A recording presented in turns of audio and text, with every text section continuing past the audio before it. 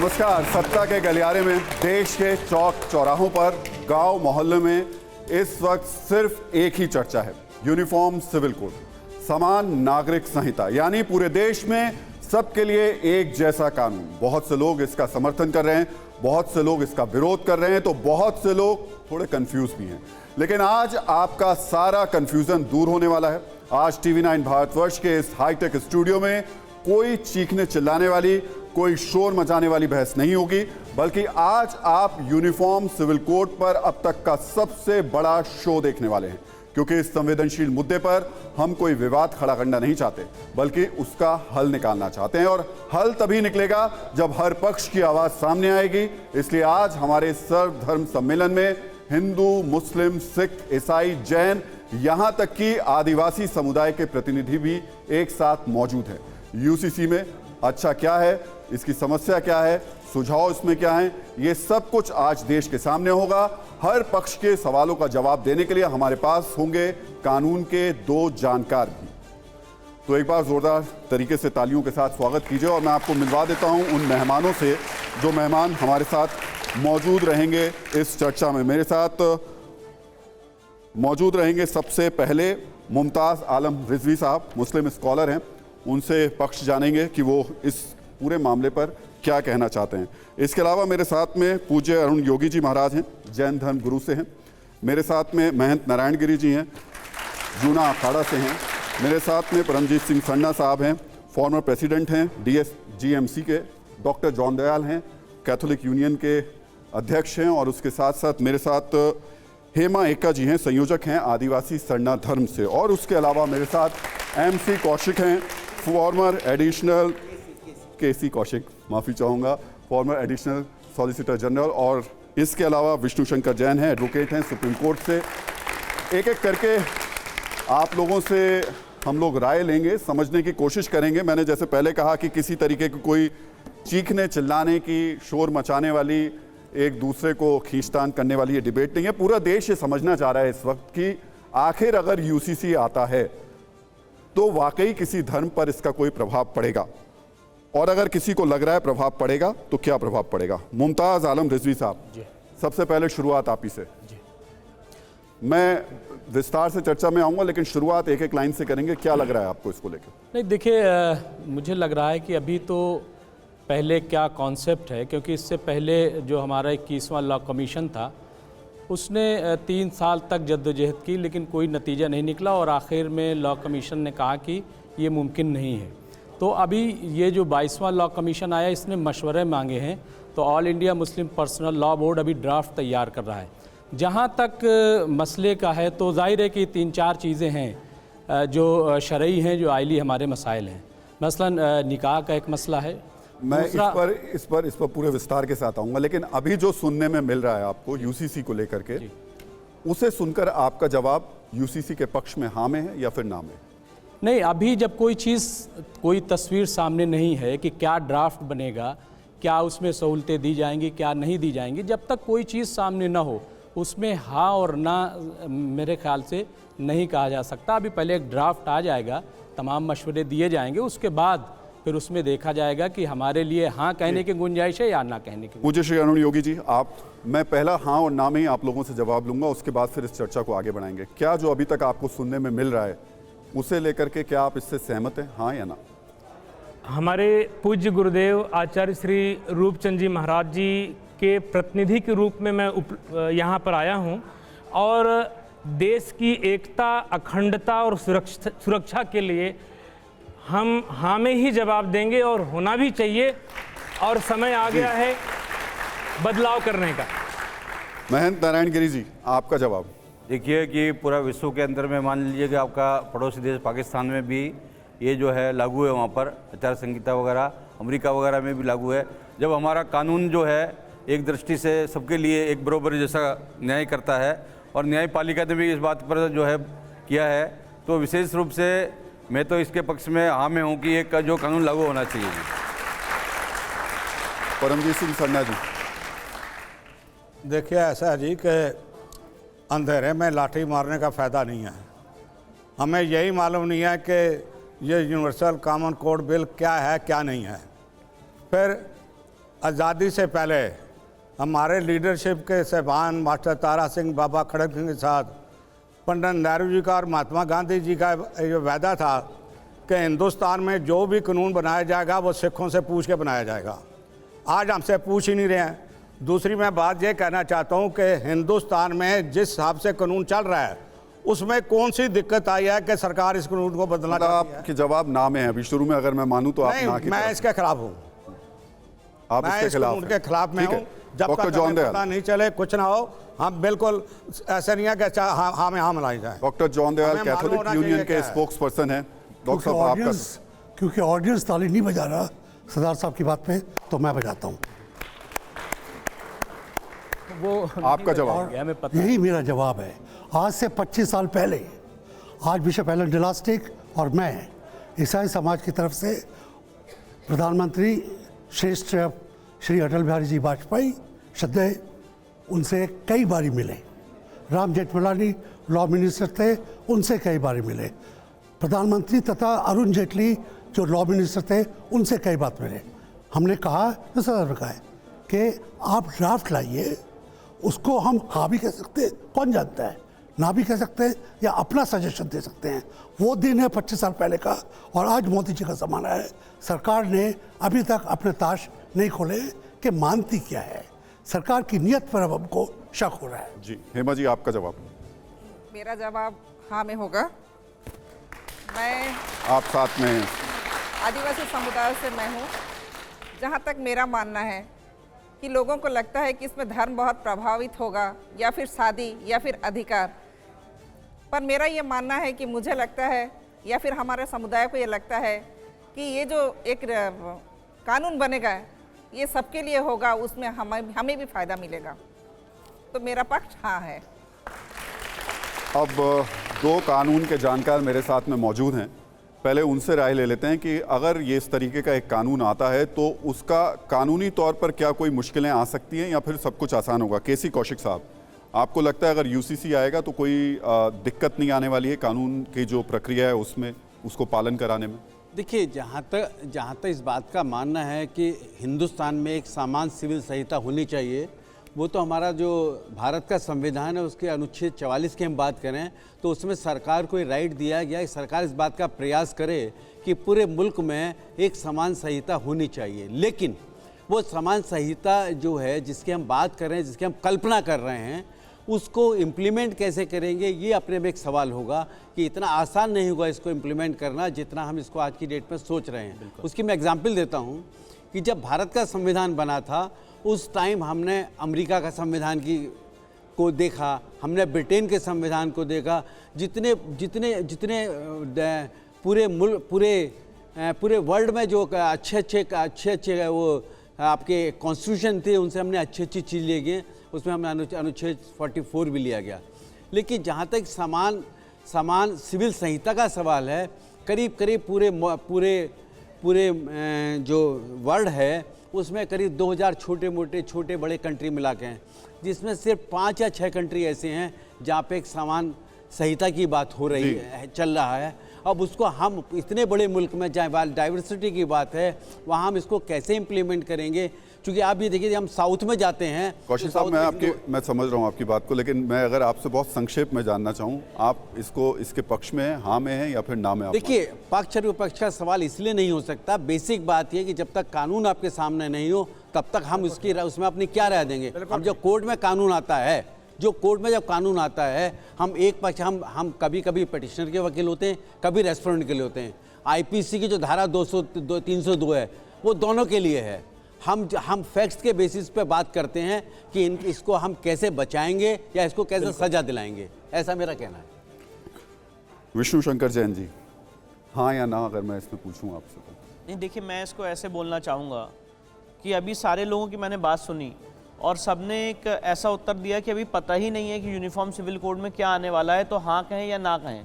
पर मैं इसको ये कहने वाला हूँ कि अगर आप 21st लॉ कमीशन का अध्ययन करें तो 21st लॉ कमीशन ने ऐसा नहीं है कि यूनिफॉर्म सिविल कोड के पूरे प्रपोजल को ही रिजेक्ट किया। उन्होंने बहुत सारे सजेशंस भी दिए हैं कि इन मुद्दों पे यूनिफॉर्मिटी लाई जा सकती है। जैसे मेरा जवाब हाँ में होगा 2 चीज़ों के लिए। आप देखिए कितनी बड़ी विडंबना है कि अगर आज एक हिंदू समाज का आदमी एक से ज़्यादा शादी करता है तो सेक्शन 494 आईपीसी में वो एक ऑफेंस या सजा का हकदार है, पर वही आज एक दूसरे धर्म का आदमी एक से ज़्यादा शादी करता है तो उसके लिए वो ऑफेंस नहीं है। और क्रिमिनल लॉ तो पकड़ा जाएगा। हाँ, ईसाई धर्म में भी है, पर मुस्लिम समाज के लिए नहीं है। पर मुस्लिम समाज के लिए एग्जेम्पशन है कि हिंदू के अलावा कोई शादी करे तो नहीं पकड़ा जाएगा। मैं उसको रेक्टिफाई कर देता हूं सर, मैं उसको रेक्टिफाई कर देता हूं। अगर क्रिश्चियन हो, पारसी हो, सिख हो, जैन हो, वो सब उसमें आते हैं, पर मुस्लिम समाज के लोगों को उसके लिए एग्जेम्पशन है। अब मैं ये बात इसलिए कहना चाह रहा हूं, क्रिमिनल लॉ का बेसिक सिद्धांत है कि क्रिमिनल लॉ सबके लिए एक समान होता है। अगर आज कोई चोरी कर रहा है तो आप उसको सजा देंगे इररिस्पेक्टिव ऑफ हिज रिलीजन, पर क्रिमिनल लॉ का सिर्फ एक सेक्शन ऐसा है, सेक्शन 494 आईपीसी, जो मुस्लिम समाज के लोगों को ये एग्जेम्पशन देता है कि वो एक से ज्यादा शादी करें और उनके लिए पनिशमेंट नहीं होगा। इसकी वजह से बहुत सारा कन्वर्जन हो रहा है। मैं यहाँ पे उदाहरण नहीं देना चाहता, पर यहाँ पे ऐसे बहुत से लोग हैं भी बताऊंगा, एक से ज्यादा शादी हुई और उनको इस्लाम में कन्वर्ट होना पड़ा क्योंकि हिंदू धर्म में एक से ज्यादा शादी करने पर सजा है। तो इसीलिए पॉइंट ये है, यूनिफॉर्म सिविल कोड, जहां तक नंबर ऑफ मैरिज है बहुत जरूरी है। और दूसरा सबसे अहम मुद्दा मैं उठाना चाहता हूं, जब से आपने पहले दूसरे गेस्ट पे जाएं, एज ऑफ मैरिज। यूनिसेफ ने कहा है कि age of marriage human right से जुड़ा हुआ मुद्दा है। आप अगर 9 साल की बच्ची से आज शादी कर रहे हो या जो भी एज की बच्चे से शादी कर रहे हो जो 18 साल से कम की है, चाइल्ड प्रोहिबिशन एक्ट के खिलाफ शादी कर रहे हो और आप कह रहे हो कि नहीं ऑफेंस नहीं होगा। रिजवी साहब, लेकिन जो विमेन डिग्निटी का इशू है, ये विमेन राइट्स का इशू है, डॉक्टर जॉन, जस्टिस का इशू है। जी डॉक्टर जॉन, मैं आऊंगा आपके पास में, लेकिन रिजवी साहब चूंकि पहली बात जो विष्णु जी कह रहे हैं वो यही कह रहे हैं कि ज्यादातर आपत्तियां जो आ रही हैं वो मुस्लिम समाज की तरफ से आ रही हैं, और जो उन्होंने मुद्दा उठाया है वो भी 3 शादियों को लेकर के ही उठाया। यही मुद्दा है जिस वजह से ज्यादातर इस तरीके की आपत्तियां देखने को मिल रही हैं। मेरे ख्याल से ये बिल्कुल गलत परसेप्शन बनाया जा रहा है कि मुसलमान ज़्यादा आपत्ति कर रहा है। मुस्लिम पर्सनल लॉ बोर्ड जो एक अम्ब्रेला ऑर्गेनाइजेशन है, उसमें सारी तंजीमें हैं, वो बार बार ये कह रहा है कि हम ड्राफ्ट तैयार करेंगे और हम जो कमीशन के चेयरमैन हैं उनसे मुलाकात करेंगे। इससे पहले भी हमने मुलाकात की थी, हम जा करके उनको बताएंगे, क्योंकि उन्होंने मशवरा मांगा है तो हम मशवरा देंगे। लेकिन चूंकि इसको एक ऐसा लग रहा है चुनावी एजेंडा बनाया जा रहा है, क्योंकि एजेंडा सेट कर दिया। अभी जब पीएम हमारे गए थे मध्य प्रदेश में, भोपाल में, उन्होंने एक रैली से मणिपुर पे बात नहीं की, लेकिन उन्होंने एक मिनट पॉलिटिक्स पे नहीं जाएंगे। मैं पॉलिटिक्स बात नहीं कर रहा हूँ, बहुत स्पेसिफिक आएंगे। मैं पॉलिटिक्स पे बात नहीं कर रहा हूँ, मैं सिर्फ कह रहा हूँ। मेरा कहना यह है कि क्या अगर इस कानून में किसी व्यक्ति को, सबको, पूरे देश में सबको ये कहा जाए कि एक ही शादी करनी है और इस मामले में सारे लोग एक ही नजरिए से देखे जाएंगे, उसमें आपको कोई आपत्ति है? नहीं, देखिए ऐसा है कि बिल्कुल आपत्ति है। मैं ये कह रहा हूँ कि मसला सिर्फ शादी का नहीं, ये साहब अभी कह रहे थे कि दूसरी शादी कर ले। अगर पहली वाइफ जाके शिकायत करती है तो ऐसा नहीं कि कानूनी कार्रवाई नहीं होती, बिल्कुल आप गलत करें। ऐसे दूसरी शादी नहीं कर सकता है, वो कंडीशंस है। नहीं, कंडीशंस है, आप पढ़ लीजिए। कंडीशंस भी नहीं है, नहीं तो नहीं है, तो ये आपकी मजबूरी है ना, हमारी मजबूरी थोड़ी है। ये हमारी मजबूरी नहीं है। आप क्या कर रहे हैं, पॉलीगैमी कर रहे हैं और उसके लिए भाई आपको शुगर हो जाए तो ये हमारी मजबूरी है क्या? आप अपना इलाज कराइए कि हमारा इलाज करेंगे। मल्टीपल मैरिजेस कर रहे हैं तो ताली बजा दो, अगर दिल कर रहा है ताली बजाने की बता नहीं चाहिए। चलिए एक बात, डॉक्टर जॉन, मैं आपके पास, सर मैं आ रहा हूं आपके पास। पहले डॉक्टर जॉन ने हाथ उठाया था। डॉक्टर जॉन, मेरा सवाल आपसे सिर्फ ये है कि नहीं बताया, मैं एक चीज आपसे पूछना चाह रहा हूं कि रिजवी साहब कह रहे हैं कि उनको आपत्ति है इस बात को लेकर के, जो एक शादी की बात है उसको लेकर के। 4 शादी और एक शादी में जो सबसे बड़ी दिक्कत होती है वो महिलाओं को लेकर के होती है। महिलाओं के साथ जो अत्याचार होते हैं उसको लेकर के होती है। महिलाओं को 4 शादी की छूट नहीं होती है, लेकिन पुरुष को 4 शादियों की छूट होती है। आपको लगता है आप इस तरीके की व्यवस्था, इस तरीके की परंपरा का समर्थन करते हैं? नहीं, देखिए, मैं अपने आप को हालांकि मुस्लिम कानून भी कुछ हद तक जानता हूँ, मगर मैं यहाँ पे इस्लामिक समाज का स्पोक्समैन बन के नहीं आया हूँ। उसका बड़े पुरजोर वो जवाब देंगे। उनकी शर्तें, किन शर्तों में आप एक से ज़्यादा शादी करते हैं, और वही शर्तें गोवा में पोर्चुगीज कोड में हिंदू को दी गई हैं कि अगर फला चीज़ें हैं तो आप दूसरी बीवी भी रख सकते हैं। मुसलमान और ईसाई और सरदार नहीं रख सकते। यहाँ पर सर 2 बातें हैं। एक तो ये सिविल कानून है, क्रिमिनल कानून नहीं है। ये तभी तो एक सिविल होता है, एक क्रिमिनल होता है। और जैसे सर ने बताया, जब संविधान बन रहा था उसमें कुछ चीज़ें इमीडिएटली कानून बन गई थी, कुछ चीज़ें समझबूझ के ठंडे बस्ते में, जिसको आप जो गाइडिंग प्रिंसिपल्स कह सकते हैं, उनमें डाल दी गई थी किसी वजह से। नहीं तो आप कल एक राष्ट्रपति का ऑर्डर ला दीजिए कि जितनी चीज़ें उस ठंडे बस्ते में कल से कानून बन जाएगी, मेरे को मान्य है, मगर उसमें जो चीज़ें हैं अगर सब चीज़ आप मानेंगे तो आप भी नहीं मानेंगे। मैं एक बात बता रहा हूँ, अगर आप कुछ मुद्दों को स्पेसिफिक बता पाएं, आपको जिन मुद्दों पर आपत्ति है, अगर आप वो मुद्दे थोड़े से बता पाएं तो और क्लियरिटी हो पाएगी, हम जवाब ले पाएंगे। थोड़ा पॉइंटर्स के साथ बता पाएं। अच्छा, 3 चीज़ें मांगता हूँ मैं जी। हिंदू अनडिवाइडेड फैमिली का जो अधिकार है, जो टैक्सेशन बेनिफिट्स है, तो इस कानून के इकोनॉमिक बेनिफिट्स हैं, वो हमको दीजिए आप। दूसरी बात, और वो हमको नहीं, सिर्फ मेरे को नहीं, सबों को दीजिए आप। बिल्कुल सही। दूसरी बात, इसके अंदर आप ठीक कह रहे हैं, महिला का अधिकार सबसे अहम होना चाहिए। मैं एक बेटी का बाप हूँ और एक पुत्र का बाप हूँ।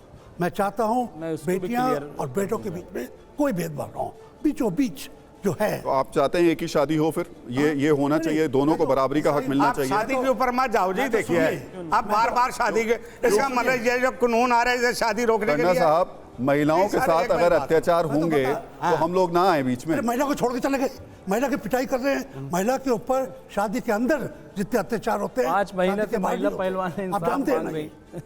आप मैरिटल रेप को कानून मानिए, मैं दस्तखत करने को तैयार हूँ। ठीक है, आपका तीसरा पॉइंट बताइए। जो तीसरा पॉइंट आप बोल रहे थे वो भी बता दीजिए। मैं कह रहा हूँ, अगर आप महिलाओं के अधिकार मान के चल रहे हैं, वो अधिकार आज की तारीख में तो दीजिए आप।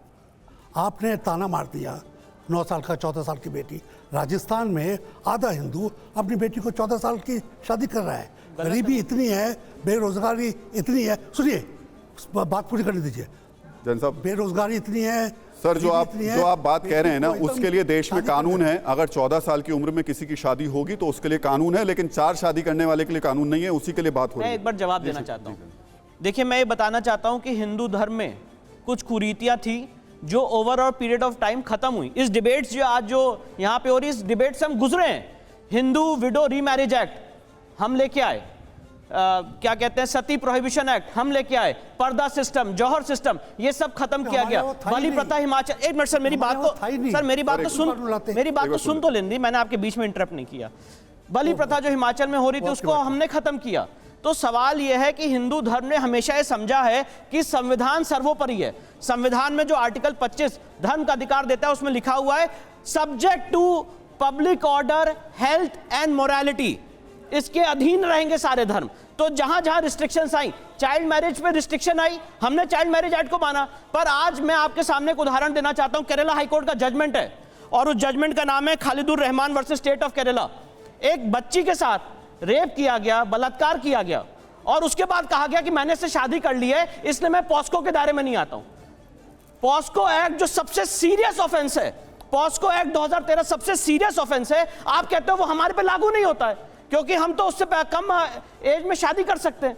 तो यहां पे केरला हाईकोर्ट ने कहा कि नहीं, पॉस्को एक्ट मुस्लिम समाज के ऊपर लागू होता है और शरिया एक्ट प्रिवेल नहीं करेगा, पॉस्को एक्ट प्रिवेल करेगा। तो सवाल ये है, इशू ये है, यहां पे सबसे इंपॉर्टेंट इशू ये है कि नंबर ऑफ मैरिजेस और एज ऑफ मैरिज, इसमें यूनिफॉर्मिटी आना बहुत जरूरी है। मैंने सुप्रीम कोर्ट में पीआईएल फाइल की जिसमें 5 जजेस बेंच ऑफ सुप्रीम कोर्ट ने नोटिस जारी किया है सेक्शन 494 की कॉन्स्टिट्यूशनल वैलिडिटी को चैलेंज करते हुए।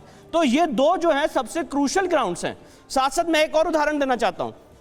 जहां तक क्रिश्चियन समाज का बात आती है, जो इंडियन डाइवोर्स एक्ट है उसमें एक प्रोविजन है कि अगर आप कोई क्रिश्चियन डाइवोर्स चाहता है तो 2 साल का वेटिंग पीरियड रहेगा।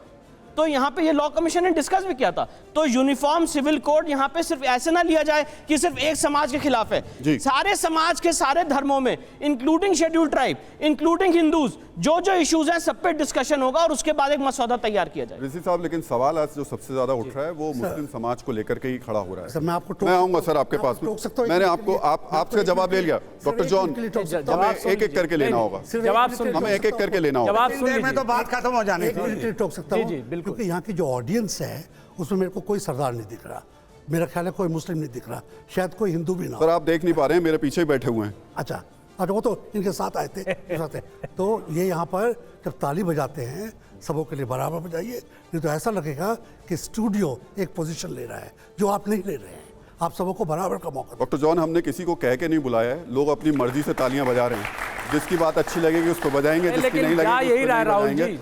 अगर कह के बजाएंगे तालियां तो ठीक होंगी, लेकिन रिजवी साहब जो बातें कही गई हैं जैन साहब की तरफ से, आपत्तियां कही हैं, मुझे लगता है एक बार आप मेरे साथ आइए और ज़रा मैं आपको कुछ चीज़ें दिखा देता हूं कि क्या क्या चीज़ें हैं जिसको लेकर के सवाल खड़े हो रहे हैं, और फिर उसके बाद में आपसे उन पर जवाब भी ले लेंगे।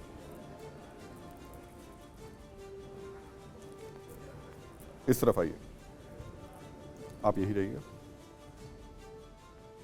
तो मुस्लिम समुदाय की जो आपत्तियां हैं उसमें यूसीसी में संभावना है बहु विवाह पर रोक, और परंपरा यह है कि इस्लाम में बहु विवाह की इजाजत है। ठीक है, ये इससे आप इत्तेफाक रखते हैं। दूसरा, बच्चा गोद लेने के लिए समान नियम यूसीसी में होंगे, जबकि परंपरा है बच्चा गोद लेने का रिवाज नहीं है। सहमत हैं आप इससे? ये है।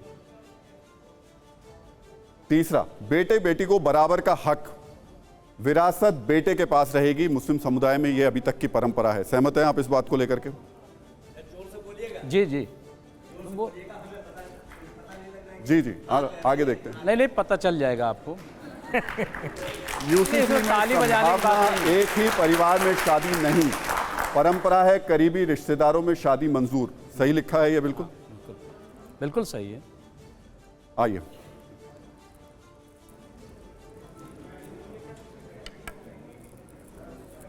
अब मुझे एक एक करके आप बताते चलिए। सबसे पहले बेटे और बेटी के अधिकार को लेकर के हम बात कर लेते हैं। रिजवी साहब, अगर दोनों को बराबर का अधिकार मिल जाएगा तो कोई दिक्कत परेशानी है? नहीं, देखिए ऐसा है कि मैंने कहा ना कि अभी इस पे गौर किया जा रहा है, इस पे ड्राफ्ट तैयार हो रहा है। तमाम जो ऑर्गेनाइजेशन हैं उस पे बैठ करके बात कर रही हैं कि इसमें क्या हम रास्ता निकाल सकते हैं, क्योंकि जो हमारा आइली और जो हमारा शरई मसला है, ठीक है, उस पे हम ये 1 to 1 बात नहीं कर सकते। कोई फ़ैसला नहीं शरीयत के ख़िलाफ़ जा कर के कर सकते हैं। तो इसलिए उस पे क्या रास्ता हो सकता है उस पे गौर किया जा रहा है, और इंशाल्लाह उस पे बहुत ही पॉजिटिव, बहुत ही हेल्दी रास्ता जो है। और अगर ड्राफ्ट में ये बात कही गई कि बेटे और बेटी को बराबर का हक मिलना चाहिए, नहीं, बराबर तो का कोई आपत्ति नहीं होगी? नहीं, देखिए ऐसा है, बराबर का हक किस लेवल पे, क्योंकि देखिए हमारे यहाँ औरतों को बराबर का हक है, ऐसा नहीं है। बेटी है वो जब शादी हो जाती है, ठीक है, उसको हम ऐसा नहीं कि बिल्कुल से हिस्सा नहीं देते हैं, लेकिन जब शादी हो जाती है तो शादी जिस शौहर से होती है उसका भी वो हिस्सेदार हो जाती है। खुदा न खास्ता शौहर का अगर इंतकाल हो गया और उसकी दूसरी शादी होती फिर, तो जो पहला शौहर जिसका इंतकाल हुआ है उसमें भी वो हिस्सेदार होती है, और इसके बाद जब वो दूसरे शौहर से, तो वहाँ फिर वो हिस्सेदार बनती है। तो इस तरीके से आप देखेंगे तो आपको पता चलेगा। सिर्फ ये डायरेक्ट कि बराबर का हिस्सेदार नहीं मानते, ये कहना बिल्कुल से तमाम चीज़ों को सामने रखे बगैर ये गलत है, हिस्सा है। लेकिन आप उसको जब पूरे आप जो माशरा है, जो हमारी सोसाइटी है, सोसाइटी में जो रख रखाव है, बहन की कितनी इज्जत होती है, बेटी की वो रुखसत होती है, तो क्या पूरा आप देख लीजिए। जब वो चीज़ को समझ लेंगे तब आपको। लड़कियों की शादी की उम्र तय कर दी जाए 18 या 21 साल, तो क्या आपको दिक्कत होगी? कोई टकराव? देखिए, मैं समझता हूं कि ये बेदारी का मसला है, एजुकेशन का मसला है, और इसमें एजुकेट जब लोग होते हैं, मेरी शादी जो है 30 साल की एज में हुई है। हाँ, मैं भी तो मुसलमान हूँ। 30 साल की एज में मेरी शादी हुई। जब मैंने PhD अपनी कंप्लीट की तब मैंने शादी की, और मेरी वाइफ भी PhD हैं, उन्होंने भी जब PhD कंप्लीट की तब शादी की। तो इसलिए सर, मैं आपसे जब नहीं, मैं एक चीज़, आप रुक जाइए ज़रा से, बहुत उतावले हो रहे हैं, आपको सुनाई भी नहीं दे रहा है, दिखाई भी नहीं दे रहा है। तो इसलिए मैं कह रहा हूं कि इसमें देखिए कोई ऐसा मसला नहीं है। ये चूंकि दलितों सच्चर कमेटी की रिपोर्ट में कहा गया कि मुसलमानों की हालत दलितों से बदतर है, तो क्या अच्छा है कि सबसे पहले सरकार जो है हमारी हालत को बेहतर कर दे, हमें बढ़िया एजुकेट कर दे, उसके बाद चीज़ों को अप्लाई करे। इंशाल्लाह देखिए बहुत अच्छा नतीजा निकलेगा। पहले हेमा जी, आप कुछ कहना चाह रही हैं, एक बार आप बता दीजिए। जी हाँ, यहाँ जैसा बार बार बात हो रहा है कि शौहर अगर अच्छा स्टैंडर्ड में है, शौहर अगर उसको परवरिश अच्छी तरह से कर सकता है, तो बेटियों का अधिकार के बारे जैसा बोल रहे हैं कि बेटियों का अधिकार वहाँ नहीं मिलना चाहिए।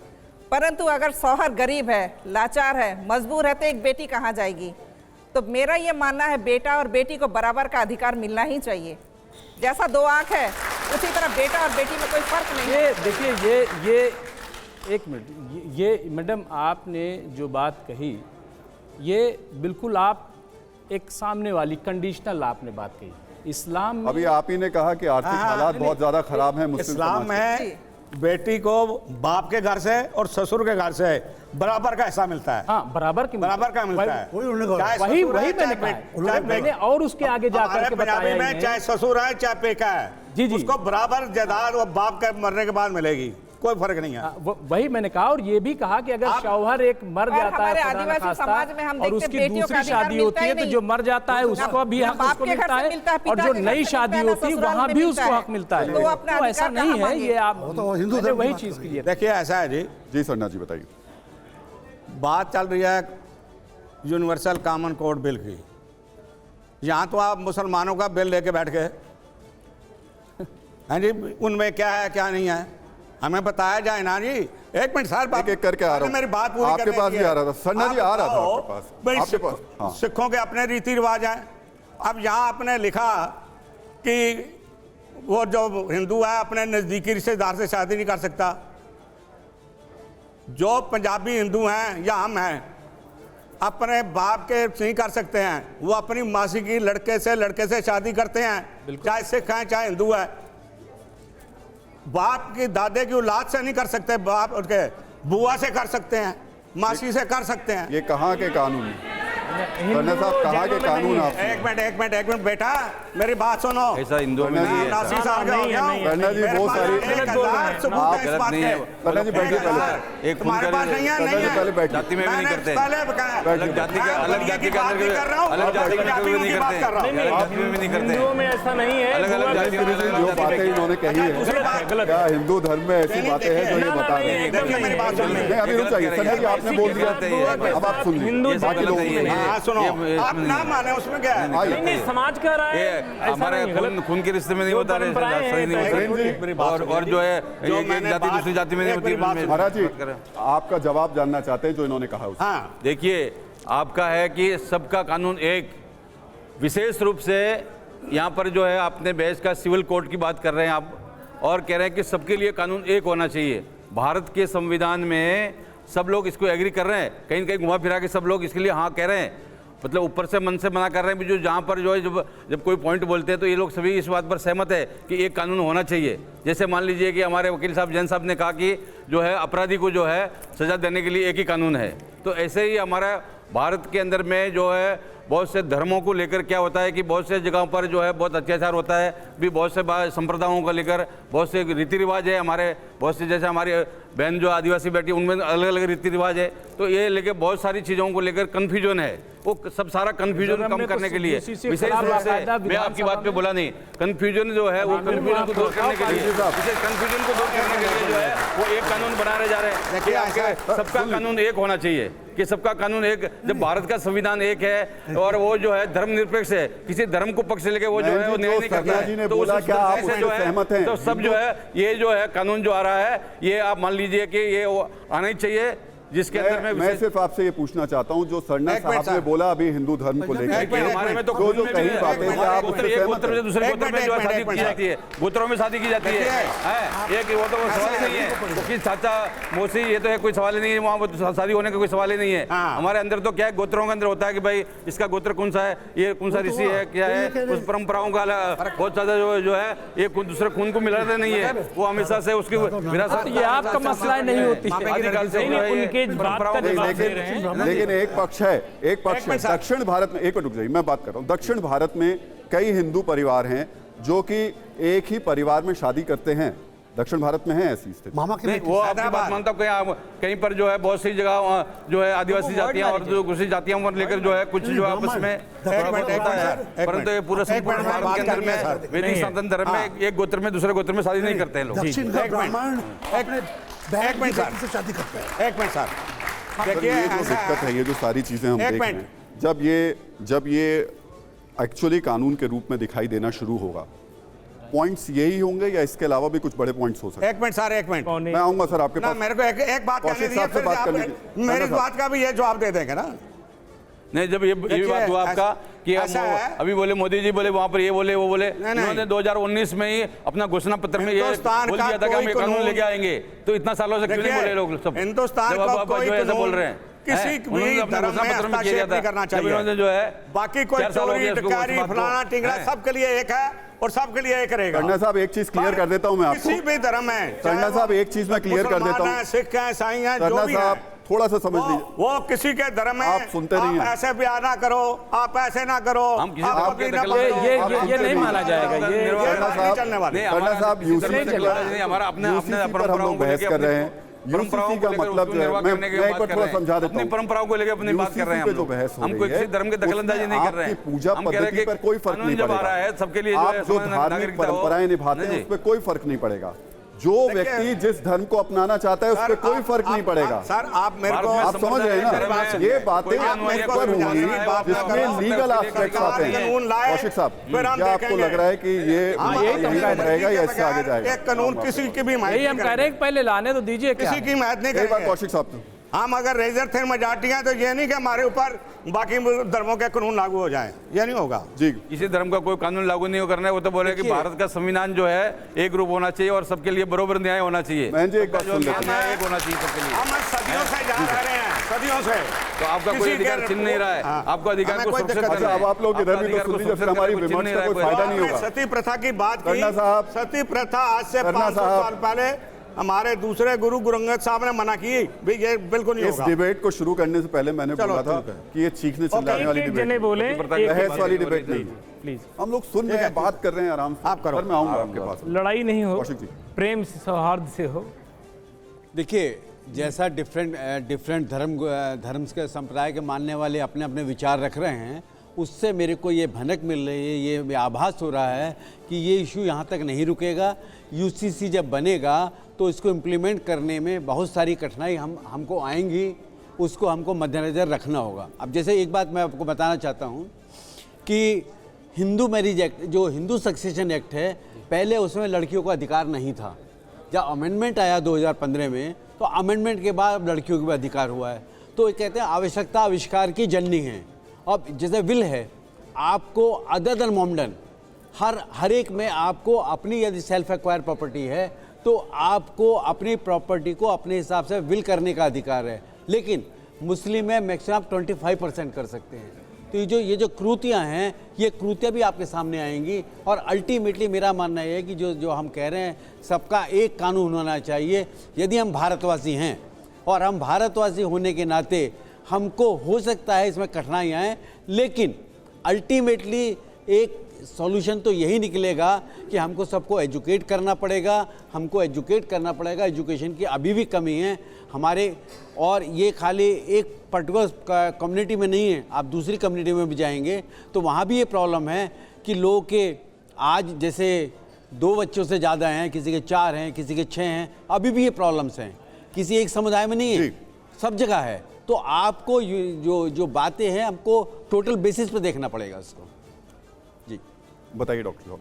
सर मैं स्कूली बच्चे की तरह अपना हाथ खड़े रखा, आप प्लीज बताइए। क्योंकि चिल्ला नहीं सकता हूँ जी। मैं कहना मांग रहा था, इन 2 अलग अलग चीज़ें हैं, एक है कानून और एक है धर्म के अंदर क्या कुरीतियाँ हैं वगैरह वगैरह। आपने ठीक कहा, सती प्रथा अंग्रेज़ों के ज़माने में क्लाइव के कहने से हिंदुओं ने ख़त्म की।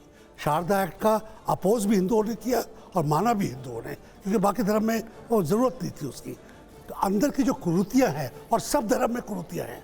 मेरे धर्म में महिला पंडित नहीं बन सकती, हिंदुओं में शंकराचार्य नहीं बन सकती, मुसलमानों में मौलवी नहीं बन। ये जो हैं, ये अंदर से जब एजुकेशन आएगा, समय आएगा, माहौल ठीक होगा, बराबरी होगी, उंगलबाजी नहीं की जाएगी, अंकित नहीं किया जाएगा, तो अपने आप उसकी पढ़ी लिखी मैंने जो आपसे बात जोड़ डालेगी। मैं वही कह रहा हूँ, क्या हो रहा है, हम लोग थोड़ा कंफ्यूज हो रहे हैं। हम लोग अपनी धार्मिक मान्यताओं और परंपराओं को और जो हमारे अधिकार हैं उनको जोड़ दे रहे हैं। बिल्कुल ठीक कर रहे हैं। आपकी धार्मिक मान्यताएं, आपकी पूजा पद्धति, उसमें कहीं कोई इंटरफेरेंस नहीं होगा इस कानून से। इसमें अधिकारों की बात होगी। लेकिन बहुत सारे यंगस्टर्स मेरे साथ यहाँ बैठे हुए हैं और मुझे लगता है उन लोगों से बात कर लेनी चाहिए और पूछ लेना चाहिए कि कोई सवाल आपके जहन में जो आप पूछना चाहते हैं, खासतौर से जो स्टूडेंट है। मैं आऊँगा सर आपके पास में, लेकिन पूछिए किससे सवाल है आपका? सरदार जी से। सरदार जी, मेरा आपसे सवाल है कि आपने कहा था कि दूसरे के धर्म में क्या हो रहा है क्या नहीं, हमें उस पर नहीं जाना चाहिए कभी भी।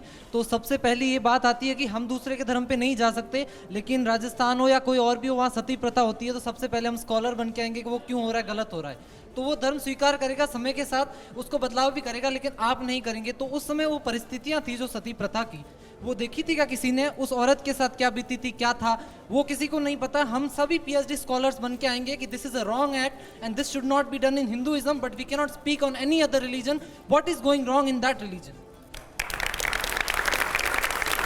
विष्णु जी, ये इतना आसान लग रहा है आपको जिस तरीके से अभी तो कुछ ड्राफ्ट सामने नहीं है, सिर्फ कुछ एक पहलू सामने आ रहे हैं, आसान होगा इसको लागू कर पाना? देखिए, मैं ऐसा बताना चाहता हूँ और इसका उदाहरण देना चाहता हूँ। राजस्थान में आप कहीं भी जाएंगे तो राजस्थान गवर्नमेंट ने एक एक्ट पास किया, जो 13वीं होती थी उसके बाद 13वीं भोज होता था, जिसमें बहुत बड़े पैमाने पे वो भोज किया जाता था और जिससे बहुत लोगों को बहुत ही फाइनेंशियल लॉसेज होते थे। राजस्थान गवर्नमेंट ने एक एक्ट ला के उस प्रथा को ख़त्म किया और पूरे समाज ने उसको माना। ऐसे ही मैं उदाहरण देना चाहता हूँ, हिमाचल में बलि प्रथा थी, हिमाचल हाईकोर्ट ने उस बलि प्रथा को असंवैधानिक घोषित किया। वो अलग मामला है कि वो सुप्रीम कोर्ट में समय लंबित है। तो ऐसे बहुत सारे समाज में ऐसी दिक्कतें आती हैं जिससे समाज उभरता है, जिससे समाज एजुकेट होता है और उसको ख़त्म किया जाता है। तो ऐसा नहीं है, बहुत आसान है। मैं एक उसका जीता जाता उदाहरण देना चाहता हूँ। सेक्शन, मैंने जो PIL फाइल की है, सेक्शन 494 IPC में अगर 4 वर्ड्स हटा दिए जाएं जिसमें ये एग्जेम्पशन दिया गया है कि अगर आप अपने पर्सनल लॉ में वो अलाउड है तो आप मल्टीपल मैरिजेस कर सकते हैं, अगर वो एग्जेम्पशन हटा दिया जाए तो वो सब पे लागू हो जाएगा। IPC का जो प्रोविजन सेक्शन 494 है, उसी तरह से जो आज चाइल्ड मैरिज प्रोहिबिशन एक्ट है, अगर आप उसको कह दें कि ये इररिस्पेक्टिव ऑफ रिलीजन सब पे लागू होगा, जो यूनिसेफ ने कहा है कि 18 साल से कम की शादी करना ह्यूमन राइट्स का वायलेशन है, मैं नहीं कह रहा हूं, यूनिसेफ ने कहा है। तो ये अगर आप सब पे लागू नहीं कर सकते हैं तो मुझे लगता है जो हमारे संविधान में आर्टिकल 25 में लिखा हुआ है कि religion is subject to public order, health and morality, वो डेड लेटर है। इस पूरे मामले पे सबसे ज्यादा शंकित और आशंकित डॉक्टर जॉन दयाल हैं, बार बार उनका हाथ ऊपर आता है। अब बताइए आपका सवाल क्या है? क्योंकि मैंने श्री अटल बिहारी वाजपेयी साहब के साथ काफ़ी लंबे घंटों तक इस पर बहस की थी और बुढ़ापे की वजह से मैं मानता हूँ सरदार साहब की तरह कि मेरा कुछ हक भी बनता है यहाँ पर, और ये इतने यंग बच्चे हैं, इनको समझाना और सिखाना भी मेरा फ़र्ज़ है। मैं कहना मांगता था सर 2 बातें। आपने ठीक कहा और आपने बहुत गहरी बात कही है। आज की कॉन्स्टिट्यूशन में, आज के कानून में कई चीज़ें हैं जो कॉन्ट्रडिक्टरी हैं। अगर आप कहते हैं कानून सबके लिए बराबर है, 341 पार्ट 3 कहता है हिंदू दलित और सरदार दलित को रिजर्वेशन मिलेगा पार्लियामेंट में, मगर मुसलमान दलित को नहीं मिलेगा। तो कई अंदर कानून के पर मुसलमान समाज में उनको ओबीसी का आरक्षण मिल रहा है। गुरुदेव, क्यों ओबीसी का, क्यों एससी का क्यों नहीं? ऐसी जातियां हैं, इक्वेलिटी एससी का क्यों नहीं सर? एससी का क्यों नहीं? 27% हिंदू धोबी को मिलेगा, मुस्लिम धोबी को क्यों नहीं? और हिंदू नाई को मिलेगा, मुस्लिम नाई को क्यों नहीं? मुस्लिम समाज के लोग कहते हैं हमारे यहाँ जातियां ही नहीं है। जब उस पर बात कीजिए ना, मुस्लिम समाज आप निकाल लेते हैं अपना। सर, मुस्लिम समाज के लोग कहते हैं कि हमारे यहाँ जातियां नहीं है। वकील साहब, जब मंडल कमीशन का केस हुआ तो मंडल कमीशन के केस में सुप्रीम कोर्ट ने कहा कि इनके यहाँ जातियां हैं और उन वंचित क्लासेस को आज भी आरक्षण मिल रहा है, ओबीसी कैटेगरी में मिल रहा है। 341 पार्ट 3 को आप हटा दीजिए। तो आप क्या नहीं, आप ये कह रहे हैं कि मुस्लिम समाज के अंदर जाति का कंसेप्ट है? आप कह रहे हैं कि हिंदू समाज में जाति अभी भी चल रही है? नहीं, मैं तो वही कह रहा हूँ। आज जो आरक्षण मिल रहा है, आज जो आरक्षण मिल रहा है मंडल कमीशन के अंदर, मुस्लिम समाज के लोगों की जातियों को आरक्षण मिल रहा है और उसका पूरा सर्वे किया गया। जो लोग सोशली और एजुकेशनली बैकवर्ड हैं, आर्टिकल 15(4) की परिभाषा के तहत उन सारे समुदायों को आरक्षण का बेनिफिट मिल रहा है और 27% आरक्षण का बेनिफिट। सरवर साहब मिल रहा है नहीं मिल रहा, पहले ये बता दीजिए। एक मिनट, मैं आ रहा हूँ, पहले सरवर साहब से एक लाइन की बात है मेरी। पहली बात तो है ये हक हमने हिंदुस्तान की सरकार से लड़ के लिया है 1956 में। हिंदुओं में बैकवर्ड को मिलना चाहिए तो हमें भी मिलना चाहिए। दूसरी बात, 2018 में जो लॉ कमीशन बना था तब भी मोदी सरकार ने बनाया था। उन्होंने कह दिया था भाई ये जितनी भी धाराएं हैं इनको लागू करना ठीक नहीं है। ये जस्टिस गोविंद पुरानी बात कर रहे हैं, चीफ जस्टिस इलाहाबाद जी बहुत पुरानी बात कर रहे हैं। अब नए आयोग ने लोगों से राय भी मांग ली है, 8.5 लाख लोगों ने अपनी राय भी भेज दी। फिर आपको कर रहे हो, आप 18 की बात कर रहे हैं, मैं 23 की बात कर रहा हूँ। मैं 23 की बात कर रहा हूँ, आप पुरानी बात पे जा रहे हैं। सरवर साहब, पहले तो मुझे ये बताइए कि क्या जो आरक्षण मिलना था वो मिल रहा है? नहीं मिल रहा। नहीं मिल रहा है? मैं इनको समझा रहा हूं। अच्छा, कैसे नहीं मिल रहा, मुझे भी समझाइए थोड़ा सा। आरक्षण की 3 धाराएं, 340, 341, 342। 340 कोई धार्मिक प्रतिबंध नहीं है। 342 342 में भी कोई रिलीजियस बैन नहीं है, लेकिन 341 में 10 अगस्त 1950 को उस समय के तत्कालीन प्रधानमंत्री ने पीओ के जरिए, प्रेसिडेंशियल ऑर्डर था उसमें, और प्रतिबंध लगाया धर्म के नाम पर। लिखा हुआ खोल लीजिए पारा 3 में, चूंकि आप हिंदू नहीं हैं इसलिए आपको ये सुविधाएं नहीं दी जाएंगी। 1956 में सिखों को उसमें इंक्लूड किया गया, सरदार तारा सिंह के एक सेकंड 1990 में बौद्धिस्टों को शामिल किया गया, मुस्लिम और ईसाई आज भी बाहर हैं। ये सब पता है, ये तो इतिहास में लिखा हुआ है ना। मैं कह रहा हूं कहां समान कानून है? इसका मतलब यूसीसी में शामिल हो जाना चाहिए, फिर दिक्कत क्या है? यूसीसी तो इस्लाम है। यूसीसी के बारे में 10 सेकंड। यूसीसी जो है स्पेशली अभी जो डिस्कस हो रहा है, हाँ बताइए, क्यों बनना चाहिए? हाँ बिल्कुल बिल्कुल, बताइए। राइट। यूसीसी अभी जो डिस्कस हो रहा है आर्टिकल 44 पर, इसमें स्पेशली अभी तो ड्राफ्ट आया नहीं है, लेकिन एक बात मानी जा रही है, शादी ब्याह तलाक और बंटवारा और जो अधिकार बच्चे बच्ची का है, कुल मिलाकर उतने में इसको रखा जाएगा। यूसीसी का मतलब ये नहीं कि अभी और भी दायरे इसके बढ़ेंगे, चूंकि आर्टिकल 36 से लेकर 51 तक जो है ये तो डायरेक्टिव प्रिंसिपल ऑफ स्टेट का मसला, ये इन्फोर्सेबल है ही नहीं। लेकिन 44 पर अगर डिस्कस हो रहा, शादी होगी तो कैसी होगी?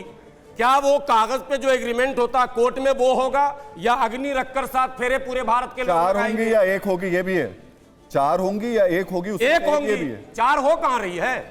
एक व्यक्ति क्या बात कर रहे हैं इस समाज में, इस आप शो करते हैं, कानून आ जाने दीजिए सर अगर हो नहीं रही है तो आप शो करते हैं, पूरा भारत देखता है। एक व्यक्ति को पकड़ के लाइएगा 4 बीवी 40 बच्चे वाले को, मैं इस बड़े शो पर का ऐलान कर रहा हूं, यदि ऐसा हुआ जीवन भर हमारे संत महाराज जो कहेंगे इन्हीं का धर्म हम स्वीकार कर लेंगे, लेकिन इस गलत प्रचार को देश में बंद करवाया जाए। 4 बीवी 40 बच्चे पूरे भारत में एक मुसलमान को लेकर आप आ जाइए, मैं आपको कहीं नहीं है। आप रिकॉर्ड दीजिए, सरवर साहब, डबल मैरिज सरवर सबसे साहब ज्यादा किसका है? ऊंची आवाज करके, तीसरे नंबर पर, ऊंची आवाज करके आप अगर कहेंगे कि आपकी बात सब लोग मान लें तो नहीं हो पाएगा। तो आप जो बात कह रहे हैं, आप जो कह रहे हैं, मैं ऐसे तमाम लोगों को आपके सामने लाके खड़ा कर सकता हूं जिन्होंने कई शादियां की हैं, जिन्होंने अपनी बेटियों को अधिकार नहीं दिया है, जिन्होंने बेटियों के साथ नाइंसाफी की है, जिन्होंने उत्तराधिकार के नाम इस्लाम देता है के साथ, और अगर सरकार देना चाहती है तो हम स्वागत करते हैं, वो इस्लाम है। शादी भी इस्लाम है। अगर यूनिफॉर्म सिविल कोड की शादी होगी वो इस्लाम के तरीके पर होगी, हम पहले स्वागत करते हैं। यूनिफॉर्म सिविल कोड में बेटियों को अधिकार देना होगा, वो इस्लाम का तरीका होगा, हम स्वागत करते हैं। इस्लाम का क्या तरीका होगा? में नहीं है, इस्लाम के तरीके से तो नहीं मिल पा रहा था ना, तभी तो यूनिफॉर्म सिविल कोड आ रहा है। इस्लाम में दारू हराम है, पी रहा, उसका क्या कीजिएगा? वो इस्लाम दे रहा है, मुसलमान नहीं दे रहा। तो एक टाइम पे तो आप ही लोग ट्रिपल तलाक का भी समर्थन करते थे ना? ट्रिपल तलाक का? हाँ। जो मोदी जी लाए वो, हम तो मोदी जी के साथ खड़े थे। दुनिया में सबसे ज्यादा जो मुसलमान हैं वो इंस्टेंट ट्रिपल तलाक के विरोध में, चूंकि कुरान विरोध में है। सिर्फ हनफी एक मसलक है जिसके मानने वाले भारत में कुछ ज्यादा है। उनके यहां है कि यदि गलती से आपने 3 तलाक कह दिया तो मान लिया जाएगा, लेकिन सिर्फ उनके यहां है, बाकी कहीं नहीं है। मोदी जी ने जब लाया कानून, मेरा रिकॉर्ड निकालिए, 20 वीडियो है, मैंने कहा स्वागत करता हूं, आपने एक अच्छा कदम उठाया, और वो इस्लाम के हित में क्यों उठाया आपने? अरुण योगी जी, जितनी बात ये कह रहे हैं उससे तो ऐसा लग रहा है कि यूनिफॉर्म सिविल कोड के सबसे बड़े समर्थक यही है। सबसे बड़े आपको लग रहा है? देखिए, यहां पर जो बहस रखी गई है ये यूसीसी के ऊपर रखी गई है। पीछे क्या हुआ है क्या नहीं हुआ है उस पर हमें नहीं जाना है। आज भारत देश विश्व के 5 टॉप अर्थव्यवस्था में आ गया है। समय बदलने की जरूरत है। नजर को बदलिए, नज़ारे बदल जाएंगे। सोच को बदलिए, सितारे बदल जाएंगे। किश्तियां बदलने की जरूरत नहीं, धार को बदलिए, किनारे बदल जाएंगे। समय आ गया है बदलने का। विश्व हमें देख रहा है और हम यहाँ पुराने कानून के ऊपर लड़ाई कर रहे हैं। अभी ड्राफ्ट बना नहीं है, हमें उस पर चिंतन करना है, सोचना है। जब ड्राफ्ट आएगा तब ये सारी चीजें हमारे लिए ठीक हैं कि नहीं है, आपके लिए ठीक है कि नहीं है, आपके लिए ठीक है कि नहीं है, हमें तब इस पर बात करनी है। जब हमारे विरोध में होगा तभी तो हम बात करेंगे। अभी समय है कि ऐसा होना चाहिए, एक कानून होना चाहिए कि नहीं होना चाहिए। अगर नहीं होना चाहिए, होना चाहिए तो उस पर तय होना चाहिए और उसमें सबका ख्याल रखना चाहिए। हम अपने धर्म में चुस्त हों, दूसरे धर्म का सम्मान करें, यही हमारा भारत का संविधान सिखाता है। हमें उसी पर बात करनी चाहिए, लड़ाई नहीं होनी चाहिए, अहिंसा की तरीके से बात होनी चाहिए। जी डॉक्टर। जैन मुनि बात से मैं टोटली सहमत हूँ। हमको दूसरे के धर्मों का सम्मान करना चाहिए, उनकी संस्थाओं का सम्मान करना चाहिए, उनके पर्सनेजेस का सम्मान करना पड़ता है। जब भी मैं रुद्राक्ष देखता हूँ हमेशा प्रणाम करता हूँ, उसकी बात नहीं है यहाँ पर। और मैंने पहले भी कहा था, अपनी धार्मिक कुरीतियाँ हम ही सुधार पाएंगे, आप नहीं सुधार पाएंगे। बहुत अच्छा। क्योंकि हमको पता है, मगर कई बारी विचार बदल जाते हैं। जब नेशनल माइनॉरिटीज़ कमीशन के जब कानून के अंतर्गत जैन धर्म पे बात आई थी, तो आधे जैन धर्मी कहते हम हिंदू समाज के अंग हैं, आधे कहते हम अलग धर्म हैं, जैसे सरदार अलग धर्म है। ये धर्मों के अंदर भी कई बारी विडंबना होती है। कल्चरली जैन में और अग्रवाल समाज में बिल्कुल 100% मेल है। बात यहाँ पर से, जैसे पहले सरदार साहब ने भी कही, दो चीज़ आती है। एक तो हमारे साथ संविधान में अनुबंध किया गया था कि हमारी सहमति रहेगी। जैसे शादी में लड़की की सहमति रहती है, लड़की अगर ना कर दे तो किसी की हिम्मत, किसी मुल्ला की हिम्मत कि शादी कर दे, लड़की की हामी चाहिए, हिंदू धर्म हो या मुसलमान धर्म हो या ईसाई धर्म। और जबरदस्ती कर देते हैं, तगड़े हैं, पर इसमें नहीं, हमारे धर्म में नहीं पुकार सकता। तो जबरन तो कर ही देते हैं।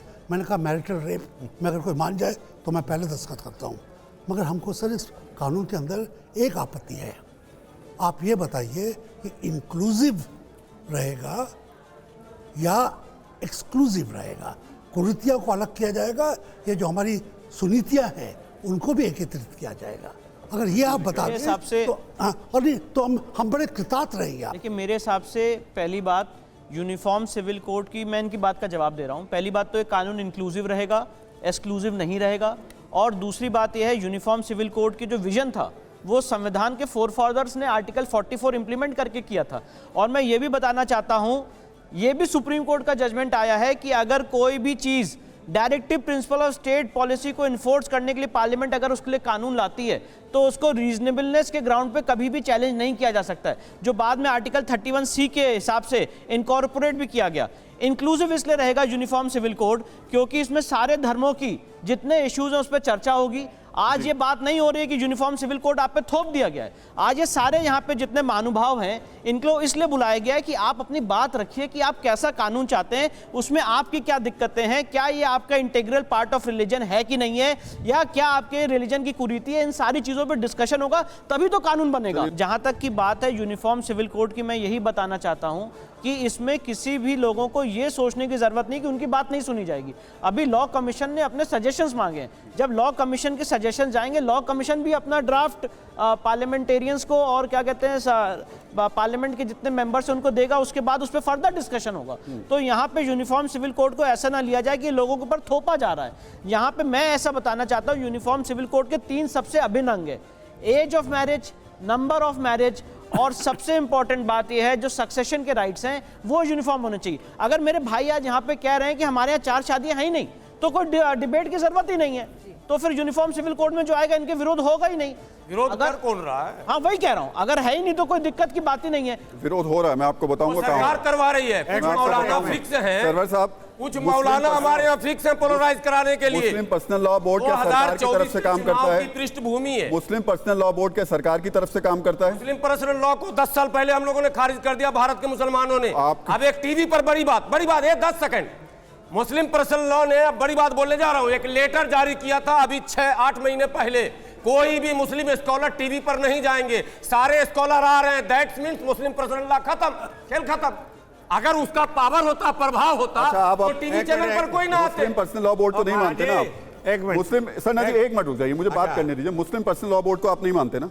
क्यों मानेंगे? नहीं मानते। अब 3 मुस्लिम धर्मगुरु क्या कह रहे हैं इस मामले कुरान पे? को मानने अब कहता है। 3 मुस्लिम धर्मगुरु क्या कह रहे हैं ये मैं आपको सुनवाता हूं, फिर पूछूंगा आप उनको मानते हैं या नहीं मानते। नहीं मैं सुनवा देता सब मोदी सरकार की मिली भगत है इस देश में। सबको सुनवा देते हैं। कुछ नहीं लागू होगा, ये भी लोग जानते हैं। एनआरसी लागू हो गया क्या? सुन तो लीजिए। 5 साल पहले नहीं लागू 6 महीने तक देश जूझा था। नहीं लागू हुआ था, लेकिन 6 महीने तक लोग सड़कों पे बैठे थे ना। एनआरसी लागू हुआ, बैठाया गया था, लोग सड़कों पर बैठे थे ना। वही होगा, अभी वही होगा, धरना भी होगा। चलिए अभी रुकिए, पहले सुनवा देते हैं सर। हमारी आवाज ही ऐसी है सर। चलिए पहले उन मुस्लिम धर्मगुरुओं ने क्या कहा ये सुन लेते हैं एक बार। आप इधर आ जाओ। आर्टिकल 21 में हमारे मुल्क के कानून में ये बात कही गई है कि हमें लिबर्टी और डिग्निटी के साथ जीने का हक और अधिकार है। फिर आर्टिकल 25 से लेकर 30 तक ये बात कही गई कि हमें अपने मज़हब पर आज़ादी का पूरा हक और इख्तियार होगा। तो मुझे नहीं लगता है कि फिर किसी डायरेक्टिव प्रिंसिपल के ज़रिए से उसका हनन किया जाए या उसकी खिलाफ वर्जी की जाए। यूसीसी का ताल्लुक़ सिर्फ हमसे नहीं है, तमाम रिलीजियस कम्युनिटीज़ से है। और पर्सनल लॉ बोर्ड ने ये बात भी कही है कि यूसीसी जो है वो हम लोगों को काबिल कबूल नहीं है। और इस सिलसिले में कानूनी दायरे में रहते हुए जो भी बात है कॉन्स्टिट्यूशन की रोशनी में लॉ कमीशन के सामने इससे पहले भी रखा गया था, फिर रखा जाएगा। हर आदमी अपने धर्म की किताब को पहले मानता है और हर आदमी अपने धर्म की किताब पर ध्यान रखता है। इसलिए इस प्रकार की बात को सामने रखते हुए वो इस यूनिफॉर्म सिविल कोड को लागू किया जाए। और हम इस बात का बहिष्कार करते हैं, इस बात के लिए डिनाई करते हैं कि अगर वो मुसलमानों के ख़िलाफ़ हुआ या मुसलमानों के लिए बहुत नुकसानदेह हुआ तो हम उस चीज़ को बिल्कुल कबूल नहीं करेंगे जो मुसलमानों के ख़िलाफ़ हुआ। तो सरवर साहब यही जो एक बड़ा तबका है वो कह रहा है कि धर्म की किताब को ऊपर रखेंगे, संविधान को नीचे रखेंगे। एक मिनट बड़ा तबका नहीं है सर, ये चुटकी भर लोग हैं। मैं बार बार कह रहा हूँ और बार बार हमारी आवाज़ पर एतराज़ उठाया जा रहा। मैं यहाँ तो कोई मशीन है नहीं कि मैं दबा दूँ कि हल्का हो जाए। ये तो प्रकृति ने जो दे रखा वही है। एक बात जान लें, शाहबानों का मामला तो बड़ा चर्चे में रहा ना, वकील साहब हैं। 125 का मुकदमा मुस्लिम महिला अगर कोर्ट लेकर जाती है, वकील साहब पूछना चाहता हूँ उसको कोर्ट क्या ऑर्डर करता है आज की तारीख में, ये बताइए। नहीं, बिल्कुल मेंटेनेंस मिलता है उनको, मिलता है ना। तो कहाँ शाहबानों में जो हल्ला हुआ वो गलत हो गया ना, फर्जी हो गया ना भाई। अब मना आफ्टर डाइवर्स आफ्टर मेंटेनेंस था ना भाई, मेंटेनेंस आफ्टर डाइवर्स, यही तो इशू था ना। लेकिन वो तो रहा ही नहीं। आज भी कोर्ट जाने इस देश में मैं जमीनी हकीकत बात कर रहा हूँ आपसे, इस देश में कितने लोग हैं जो अदालत तक जा पाते हैं और कितने लोग केस लड़कर अपना ये मुआवजा ले पाते हैं, हम सब जानते हैं। पर कितने लोग आ पाते हैं? एक मिनट सर, एक मिनट। 5 बताइए सन्ना साहब, फिर मैं उसके बाद आऊंगा, वरना आप कहेंगे कि मैं आपको पूछ नहीं। आप देखिए, ऐसा है, इन्होंने अर्ज की है कि हमको हर धर्म का सत्कार करना चाहिए। मैं कहता हूँ गुरु ग्रंथ साहब में सब धर्मों की वाणी है। भगत कबीर की है, सूरदास की है, भगत नामदेव की है, जो कहाँ के थे, शेख फरीद की है। जो सत्कार हम गुरु नानक का करते हैं, हम रोज मस्तक टेकते हैं, सबका सत्कार करना हमें बेसिक प्रिंसिपल सिखाया गया है। बहुत अच्छी बात। एक दूसरी बात मैं कहना चाहता हूँ, ये लॉ कमीशन बना है। इस लॉ कमीशन में सिखों से पूछा गया भी आपका रिप्रेजेंटेटिव कौन होगा। श्रोमणी गुरुद्वारा प्रबंधक कमेटी सिखों की नुमाइंदा जमात है, श्रोमणी अकाली दल सिखों की नुमाइंदा पॉलिटिकल जथेबंदी है। क्या उनसे पूछा गया भाई लॉ कमीशन में आपका कौन सा रिप्रेजेंटेटिव चाहिए? हम अपने आप को सेफ समझते हैं। आप लॉ कमीशन बना रहे हो, हमारा रिप्रेजेंटेटिव ही नहीं है, हम कैसे आप एतबार करेंगे? मैं फिर आपके माध्यम से कहना चाहता हूँ, कोई ऐसा कानून हिंदुस्तान में मत बनाइए जो सिखों को मंजूर रहा होगा। सन्ना जी, अब मैं आपको एक और जानकारी दे देता हूँ, एक जानकारी दे देता हूँ आपको। बिल्कुल नहीं मानेंगे, इसके जो भी खमियाजे होंगे आप भुगतेंगे, हम नहीं भुगतेंगे। अभी जस्टिस देसाई ने नहीं, ये जो आप बात कर रहे हैं यही बड़ी चिंता वाली है कि परिणाम होंगे तो भुगतेंगे। क्या भुगतेंगे? यही बड़ा कर रहे हो जी। जब हमारे धर्म के ऊपर एक मिनट बात सुना है, ये हमें खंड से है जो मैं लिख के लेके आया हूँ। ये देखिए, आप पढ़ के बताइए ना। आप पढ़ के सुनाइए। इसको मैं गारंटी दो भी ये इसमें से कुछ नहीं होगा। तो आप पढ़ के सुनाइए ना। यही तो, इसी वजह से तो आपको इस विमर्श में शामिल किया गया। बताइए, आप अपनी जगह जाएंगे, वहां से बताएंगे तो जरा थोड़ा अच्छा से समझ में आएगा, सब लोग सुन पाएंगे। अब खड़े होकर बताइए। लेकिन सन्ना साहब, शुरू करने से पहले एक बात जरूर, जो लैंग्वेज आपने यूज की कि परिणाम भुगतने पड़ेंगे, वो हमें नहीं। एक मेरी बात सुनो। हम जब बात कानून की करते हैं ना, तो ये थोड़ी मर्यादित भाषा नहीं। एक मेरी बात सुनिए, आपने हिंदुस्तान की बांटनी देखी, हमने बंटवारा देखा है? हमने जमीन जायदाद अपने धर्म के लिए सब कुछ छोड़ के यहाँ आए हैं, इसलिए हमें धर्म प्यारा है, जमीन प्यारी नहीं है। हम सब कुछ छोड़ के यहाँ आए हैं, करोड़ों रुपए छोड़ के आए हैं, 200 साल के वहाँ रहते हुए व्यापार बंद करके यहाँ आए हैं। भैया हिंदुस्तान हमारा मुल्क है, इसमें हमारा धर्म सेफ है, और अगर यहाँ भी हमारा धर्म सेफ नहीं होगा तो वेयर वी विल गो? हमें अपनी बात कहने का भी हक नहीं है। अच्छा, आप पॉइंटर्स पढ़िए, आप बताइए क्या क्या आपकी आपत्तियां हैं।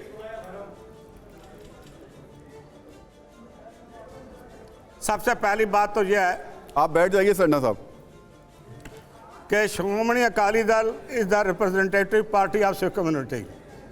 आप ये नहीं कहीं से पकड़ के ले आओ भाई चलो जी ये बात करें ना। Only Shiromani Akali Dal concerned regarding the proposed uniform civil code, protection of religious rights. A. Kirpan and 4 other kakars. Sikh must retain the rights to carry the kirpan and wear the 4 kakars as part of their religious practice. Any UCC should be actually protected these rights without infringement and restrictions. Niang Singhs and armed practices, ये भी है। Niang's religious traditions of staying armed should be respected and safeguarded under UCCC. Their practice should not be hindered or tolerated. Sarna साहब, यही तो मैं बार बार आपसे कह रहा हूं कि ये भ्रम है, लोगों के बीच में भ्रम फैलाया जा रहा है। प्रधानमंत्री भी ये बात बोल चुके हैं, किसी की भी धार्मिक पूजा पद्धति मान्यता में यूसीसी में कोई दखलंदाजी नहीं होगी। मैं सर ये बात आप जो बातें कह रहे हैं वो आपकी पूजा पद्धति है, वो आपकी परंपरा है, वो कहीं नहीं आएगी। यहाँ पर बच्चा गोद लेना होना चाहिए था ताकि हमें सारी सही बातें बोले, हम धर्म में ना जाए। मैं एक उदाहरण देना चाहता हूँ। पहली बात तो सिख कम्युनिटी हमारी सिरमौर है, ये आप देना सरकार को। मैं सर जवाब, ये हमारी कंसर्न है, मैं सर ये हमारा कंसर्न है। आप ये मत को, एक बात सुन लो, जितना सिख वफादार है हिंदुस्तान का उतना कोई भी नहीं है, मैं सब में कह रहा हूँ। बिल्कुल बिल्कुल, इसमें कोई दो राय नहीं और कोई इनकार कर नहीं सकता सरना साहब। देखिए मैं ये कहना चाहता हूँ, मन में जो आपत्तियां हैं, जो भ्रम है, एक बार वो जरूर। पहली बात मैं ये कहना चाहता हूँ कि सिख कम्युनिटी हम लोगों, एक मिनट सर, एक मिनट प्लीज, जो हम लोग डिबेट कर रहे हैं उस तक रहिए। मैं ये बताना चाहता हूँ, सिख कम्युनिटी हिंदुओं के लिए हमारी सिरमौर है, हमारी सुप्रीम कम्युनिटी है। हम सिख कम्युनिटी का बहुत रिस्पेक्ट करते हैं, उनका आदर करते हैं। और मैं ये भी बताना चाहता हूँ, राम मंदिर के केस में गुरु नानक देव को कोट किया गया था कि गुरु नानक देव ने राम मंदिर के दर्शन किए थे, सरयू का स्नान किया था। तो मैं जो आज सरदार साहब कह रहे हैं, मैं उनकी बात को कहना चाहता हूं, इनकी जितनी बातें सब सर माथे हैं, इस पे कोई इंटरफेरेंस ही नहीं है। एक हमारा अभी रुक, आ रहा हूं आपके पास, आ रहा हूं। सुप्रीम कोर्ट का वायलेशन करने दीजिए। राम मंदिर जब था ही नहीं वहां पर, तो गुरु नानक देव कैसे चले गए? गुरु नानक देव, मैं सुप्रीम कोर्ट ने कहा है। 1510 का गुरु साखी बता रहा हूं, जहां पे गुरु नानक देव ने राम मंदिर के दर्शन किए और सरयू का स्नान किया। हमने कोर्ट किया था अयोध्या के आदेश में सुप्रीम कोर्ट ने कहा कि मंदिर था ही नहीं। आ गए ना आप राम मंदिर पे, मैं भी आऊंगा। मैं सिर्फ ये बात कह रहा राम मंदिर पे कि हम यहाँ पे जितनी सरदार साहब ने बात कही है, इनकी सारी बातें सिर माथे पे, ये सारी चीजें रहेंगी। कोई ये नहीं कह रहा है कि सिख कम्युनिटी का व्यक्ति टर्बन नहीं पहनेगा या किरपान नहीं रखेगा। जो चीजें आपको फॉलो करनी है फॉलो करिए। सुप्रीम कोर्ट में अभी मेरे एक सिख भाई कुछ दिन पहले आए थे किरपान लेके, और सुप्रीम कोर्ट ने अलाउ किया कि आप आ सकते हैं अपने धर्म को फॉलो करते हुए। तो ऐसा नहीं है यहाँ पे किसी भी इंटरनल रिलीजियस इश्यूज पे इंटरफेरेंस हो रहा है। मैं ये बात क्लैरिफाई करना चाहता हूँ। सरना साहब, अब तो कोई कंफ्यूजन नहीं है आपको? नहीं है। देखिए ऐसा है, कंफ्यूजन नहीं है, पर हम ये हिंदुस्तान हमारा हिंदुस्तान है। हिंदुस्तान का लफ्ज़ सबसे पहले गुरु नानक साहब जब बाबर की कैद में थे तो कहा था, हिंदुस्तान दराइसी सवेला। हिंदुस्तान का लफ्ज़ 15वीं सदी में गुरु नानक साहब की देन है। पर हमें डर ये है कि राज सत्ता में आके हमारे जाति मामलों में दखल अंदाजी सरकार बिल्कुल ना करे, कानून बनाए, हमें कोई इतराज़ नहीं है। चाहे किसी भी धर्म में हम उसकी मुखाफत नहीं चाहते हैं। सिख किसी के भी उसका नाम क्या, जो सिख है, किसी के कोई तकलीफ है तो सिख उसके लिए खड़ा है। चलिए, हम 1 खड़े हैं। घंटे के इस विमर्श में आपने मैं इतना तो कहना माना, चाहता हूं, यहाँ भाई तक पहुंचे। सरकार, देखिए, लेकिन सरकार जॉन कोई साहब- ऐसा कानून ना बनाए बिल्कुल जिससे माइनॉरिटीज को डर हो। ठीक है, तो वो तो आपका संशय दूर हुआ ना। जॉन साहब आप बताइए। सर, एक समुदाय यहाँ पर नहीं है, उनकी तरफ से मैं बोलना मांगता हूँ, क्योंकि ये मेरा धर्म है कि जो ना हो उसकी तरफ से भी बोलो। LGBTQ, जी जी बोलिए। LGBTQ का क्या दर्जा रहेगा यूनिफॉर्म सिविल कोड में? शादी के मामले में, ब्याह के मामले में, तलाक के मामले में, एडॉप्शन के मामले में, रिचुअल्स के मामले में और जायदाद के मामले में। बिल्कुल कौशिक जी, अगर ये इशू है तो निश्चित तौर पर गंभीर भी है और इसका एड्रेस होना भी बनता है। देखिए, LGBT का जो इशू है वो अपने में एक अहम इशू है। इस पर ऑलरेडी सुप्रीम कोर्ट में एक डिस्कशन चल रहा है, एक मैटर पेंडिंग है। उस मैटर में फाइनली सुप्रीम कोर्ट की जो पीठ है वो क्या निर्णय देती है उसको मद्देनजर रखते हैं, ऐसा मेरा मानना है। लॉ कमीशन उसको कंसिडर करेगी और लॉ कमीशन नहीं कंसिडर करेगी तो अपने में एक विवाद का मुद्दा रहेगा, ऐसा मेरा मानना है। दूसरी बात ये है कि जो उन्होंने बताई थी कि एक ब्लड रिलेशंस में भी शादी हो जाती है, वो यदि आप मेडिकल पॉइंट ऑफ व्यू से देखेंगे तो हार्मफुल है, लोगों को डिसेबिलिटी होती है। आप ये देखेंगे कि जो यदि आपका जो बेसिकली हम ये कहते हैं कि जो हम क्या चेक करते हैं, हम चेक करते हैं उनका हॉरोस्कोप चेक करते हैं, हम बाकी चीज़ें चेक करते हैं, लेकिन ब्लड ग्रुप कभी नहीं चेक करते। यदि हस्बैंड का भी ए ब्लड ग्रुप है और वाइफ का भी एक ब्लड ग्रुप है, बच्चों में चांसेस हैं कि डिफॉर्मिटी आने के चांसेस हैं। जो गोत्र परंपरा है हिंदू समाज की, उसका जो बेसिक कंसेप्ट पे आप जाएंगे तो बेसिकली ब्लड रिलेशन से ही रिलेटेड है। एक गोत्र में शादी नहीं होनी चाहिए। उसका क्या कारण है कि यदि आपका एक पर्टिकुलर ब्लड है और दूसरे में वही ब्लड है तो बच्चों में डिफॉर्मिटी आना स्वाभाविक है। जी। तो वो किसी भी समाज का हो, ये पर्सनल लॉ यदि उसको एक कहता है कि वो जायज़ है तो वो कानून के हिसाब में भी वो जायज़ नहीं हो सकती, ऐसा मेरा कहना है। सरवर साहब, आप मानते हैं, सहमत हैं इस बात से कि क्लोज ब्लड रिलेशन में शादी नहीं होनी चाहिए? ब्राह्मण समाज में इंक्रीज हो जाएगा मेरा दक्षिण भी। के ब्राह्मण समाज में, दलित समाज में है ये कानून। ब्लड ग्रुप एक ही है क्या? एक बाप के 4 बेटे अगर हैं तो क्या चारों का ब्लड ग्रुप एक होता है क्या मेडिकली? चांसेस है कि उनके क्या नाम। आप पूरी बात सुन लीजिए। मैंने अपने बच्चों का करा रखा है। आपके बच्चा, मेरे 2 बेटे हैं, स्कूल में ब्लड ग्रुप दोनों का टेस्ट कराया, दोनों का 2 आपके है। बच्चा ये तर्क आपका नहीं, आपके मेडिकली फिट नहीं बैठा है। आपके जो बच्चे हैं, सुनिए, आपके जो बच्चे हैं मेडिकली फिट नहीं बैठा सर। वो 140 करोड़ का एग्जाम्पल नहीं हो सकता। हो सकता है आपके बच्चों का ब्लड ग्रुप ना हो, लेकिन चांसेस ये हैं कि ब्लड ग्रुप एक होने के चांसेस बहुत हैं। ये मेडिकली तो आपके और हमारे भी हो सकते हैं एक सर। आपके हमारे हो सकता है आपका ब्लड ग्रुप मेरा भी एक होता है। आपकी मेरी शादी नहीं हो सकती है। आपकी मेरी शादी नहीं हो सकती है। वो तो डीएनए की बात कर रहा हूं मैं। जिस शादी से बच्चे पैदा होंगे, मैं सिर्फ उसकी बात कर रहा हूँ। नहीं सर, मैं उसकी बात नहीं कर रहा हूँ। सरवर साहब, फिर आप मानते हैं, आप मानते हैं कि जो करीबी रिश्ते हैं जब बच्चे होंगे तो सबका ब्लड ग्रुप मेडिकली चैलेंज होगा और उसके बाद में नुकसान होगा, इसलिए नहीं होनी चाहिए? एक डिबेट में टोटल जो है मेडिकल एक्सपर्ट को ही बुला लीजिएगा, वो खुद तय करके बता देंगे। आप जानते हैं, इतना तो सब पढ़े हुए हैं। नहीं, ये तो अभी फेल हो गए ना सर। इतना तो आप भी फेल हो गए। हम फेल हुए। करो, मेरे पास है, अभी व्हाट्सएप से मंगा देता हूँ। आप फेल हुए। मेरे 2 बेटे हैं, दोनों का ब्लड ग्रुप एक है। आपके बेटे का, आपके दोनों बेटे दोनों का ब्लड ग्रुप 2 है। कह रहे हैं आप अभी भी एक सेकंड रुके, आप अभी भी गलत समझ रहे हैं। ब्लड रिलेशन अलग चीज है, ब्लड ग्रुप अलग चीज। पहले सवाल समझ लिए, सवाल क्या है? कौशिक साहब, क्या सवाल समझ लिए, सवाल क्या है? सवाल ये, आपका ब्लड ए ग्रुप है और आपकी पत्नी का भी ए ब्लड ग्रुप है, तो आपके जो बच्चे पैदा होंगे उनमें डिफॉर्मिट होने के चांसेस, मैं ये कह रहा हूँ। मैं ये नहीं कह रहा हूँ कि आपके बेटे तो आपके बेटे का भी एक ग्रुप गलत। तो आपने कैसे बता दिया कि मेरी पत्नी का ब्लड ग्रुप? सरवर साहब, ये तो ब्लड रिलेशन का ब्लड ग्रुप से कोई रिलेशन में जब होता है, सरवर साहब, ये ना आप जो बात कह रहे हैं उसको थोड़ा पढ़ना पड़ेगा। अगर आप उसको पढ़ेंगे और पढ़ के समझेंगे तो आपको ये मालूम होगा कि क्लोज रिलेशन में इस तरीके के वाकये हुए हैं और उसका नुकसान, चैलेंज उठाना पड़ा है बच्चों को खास तौर से।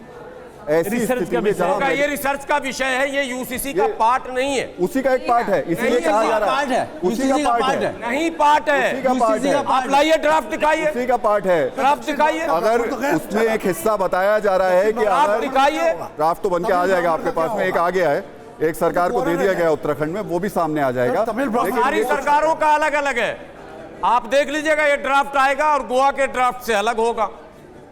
वो राज्य सरकारों का अपना अपना सेटअप। सरवर साहब अभी सिर्फ संभावनाओं पे बात हो रही है। एक मिनट रुक जाइए, एक मिनट सर, अभी संभावनाओं पे बात कर रहे हैं। आपकी जो आपत्तियां हैं वो भी संभावनाओं के ऊपर ही। मैं सिर्फ यही जानना चाह रहा हूं आपसे अगर संभावना है सर तो एक बात बताइए, भगवान श्री राम के पिता महाराजा दशरथ जी हिंदू थे या नहीं थे? ये सवाल है क्या? पत्नियां कैसे हैं? ये सवाल बनता है क्या? वो महाराज कौशल्या आप का सवाल मुझसे पूछ रहे हैं, वो सवाल बनता है क्या? तो यूसीसी जयपुर के मानसिक तो यूसीसी तो पहले हिंदू धर्म को नष्ट कर रहा है। ये इतिहास की बातें हैं। समय देखिए कितनी कुप्रथाओं ये जो आप सवाल पूछ रहे हैं ऑन रिकॉर्ड है ना। नहीं वो बात सरवर ठीक है साहब। आपकी, लेकिन कुप्रथाओं का अंत होना चाहिए कि नहीं होना UCC चाहिए? जो हिंदू धर्म या पर कोई ऐसी वार कर रहा है। स्थिति में बदलाव आनी चाहिए समय, मैं जवाब देना समय के साथ कि नहीं मैं उस आना बात चाहिए? को, एक मिनट सर, मैं उस बात को नहीं दोहराना चाहता हूं। अभी मेरे भाई ने यहाँ पे भगवान राम का जिक्र किया। पहली बात, उनको इस डिबेट में भगवान राम का जिक्र नहीं करना चाहिए था, किसी भी क्योंकि मैंने भी अपनी मर्यादा को नहीं लांगा है। जब मर्यादा को लांगा जाता है तो सर तन से जुड़ा आप किनारे लगते हैं। शादियों की बात कर रहे हैं, मर्यादा को लांगा जाता है तो सर तो आदर्श होंगे ना, आदर्श वही होंगे। शादी का भगवान से लिंक नहीं। भगवान राम ही आदर्श है ना, आदर्श नहीं है आपके? कि हिंदू मैरिज एक्ट हम आदर्श है कि नहीं है? कंट्रोल कीजिए आप लोग देखिए, अगर आप ऐसे करेंगे मानेंगे नहीं। इन्होंने भगवान राम और वो आदर्श नहीं है। देखिए, मैं ये कह रहा हूँ जिस तरह से इन्होंने भगवान राम और उनके फादर को डिपेंड किया है सही नहीं है इनका उदाहरण, क्योंकि मैं यहाँ पे उदाहरण धन का। अच्छा, लेकिन शादियों की बात कहाँ लिखा है? अपनी नाकामियों को छिपाने के लिए सरवर साहब आपके पास तर्क नहीं बचे हैं। कानून की तर्क करेंगे आज की और यही कर करके आप अपनी दुकान खोल के रखते हैं। एक पुस्तक धार्मिक ऐसी बता दीजिए, इनको अभी यहाँ पर बैठे हुए ना महाराज, इसमें ये लिखा हो कि 2 शादी हिंदू नहीं कर सकता है, वो श्लोक सुना देंगे हम। मैं हिंदू मैरिज, देश का कानून है ना, हिंदू मैरिज एक्ट, देश का कानून है, हिंदू मैरिज एक्ट है। हिंदू मैरिज एक्ट आप उसको कहिए कि आप यहाँ पे जॉन सरवर साहब कुछ पढ़ाई की है? नेहरू साहब ने गलत किया है। हिंदू मैरिज एक्ट क्या है? हिंदू मैरिज एक्ट क्या है? हमारा लॉ कोडिफाई हुआ, एक्ट पर आ गए ना भाई, वो तो है ही। तो आइए ना फिर एक्ट पे। जैसे हिंदू मैरिज एक्ट है वैसे आने से क्यों डर रहे हैं? कानून की एक्ट पर आने से क्यों डर रहे हैं? शरीयत एक्ट है वैसे हिंदू मैरिज की बात कर रहे हैं। इनको जानकारी नहीं है क्या बोल रहे हैं। भैया देखिए, शरीयत एक्ट में जिस चीजों को छूट दी हुई है, जो आज पब्लिक ऑर्डर, हेल्थ और मोरालिटी की बात कीजिए, यहाँ पे उस पर डिबेट हो रही है। पर ये चले कि भगवान राम पर स्थिति पर बात कीजिए। भगवान राम पे कैसे गए? और मैं कहूंगा इन्होंने बहुत अभद्रतापूर्ण बयान दिया, इनको माफी मांगनी चाहिए। आज से जो लाखों साल पहले हुआ, ये उसको यहाँ पे ला रहे हैं बिना कोई शास्त्र जाने हुए, बिना बात कर रहे हैं, को जाने हुए। बात कर रहे हैं। इनके धन के ऊपर टीका टिप्पणी करूंगा। आप नहीं मानते क्या? आपके आदर्श कौन है? मैं ये कह रहा हूँ, आपके आदर्श कौन है? आपके आदर्श कौन है? भगवान राम है। तो फिर मेरे आदर्श भगवान राम है। आप कैसे कर रहे हैं? आप डिनाई कैसे कर रहे हैं? आपके आदर्श के बारे में आप कैसे डिनाई कर रहे हैं? आदर्श के बारे में बात करूं। अगर ऐसे शादी से आप इनकार कैसे कर रहे हैं? आदर्श के बारे में बात करूं। हम तो नहीं इनकार कर रहे हैं। तो फिर क्यों आपने बोला?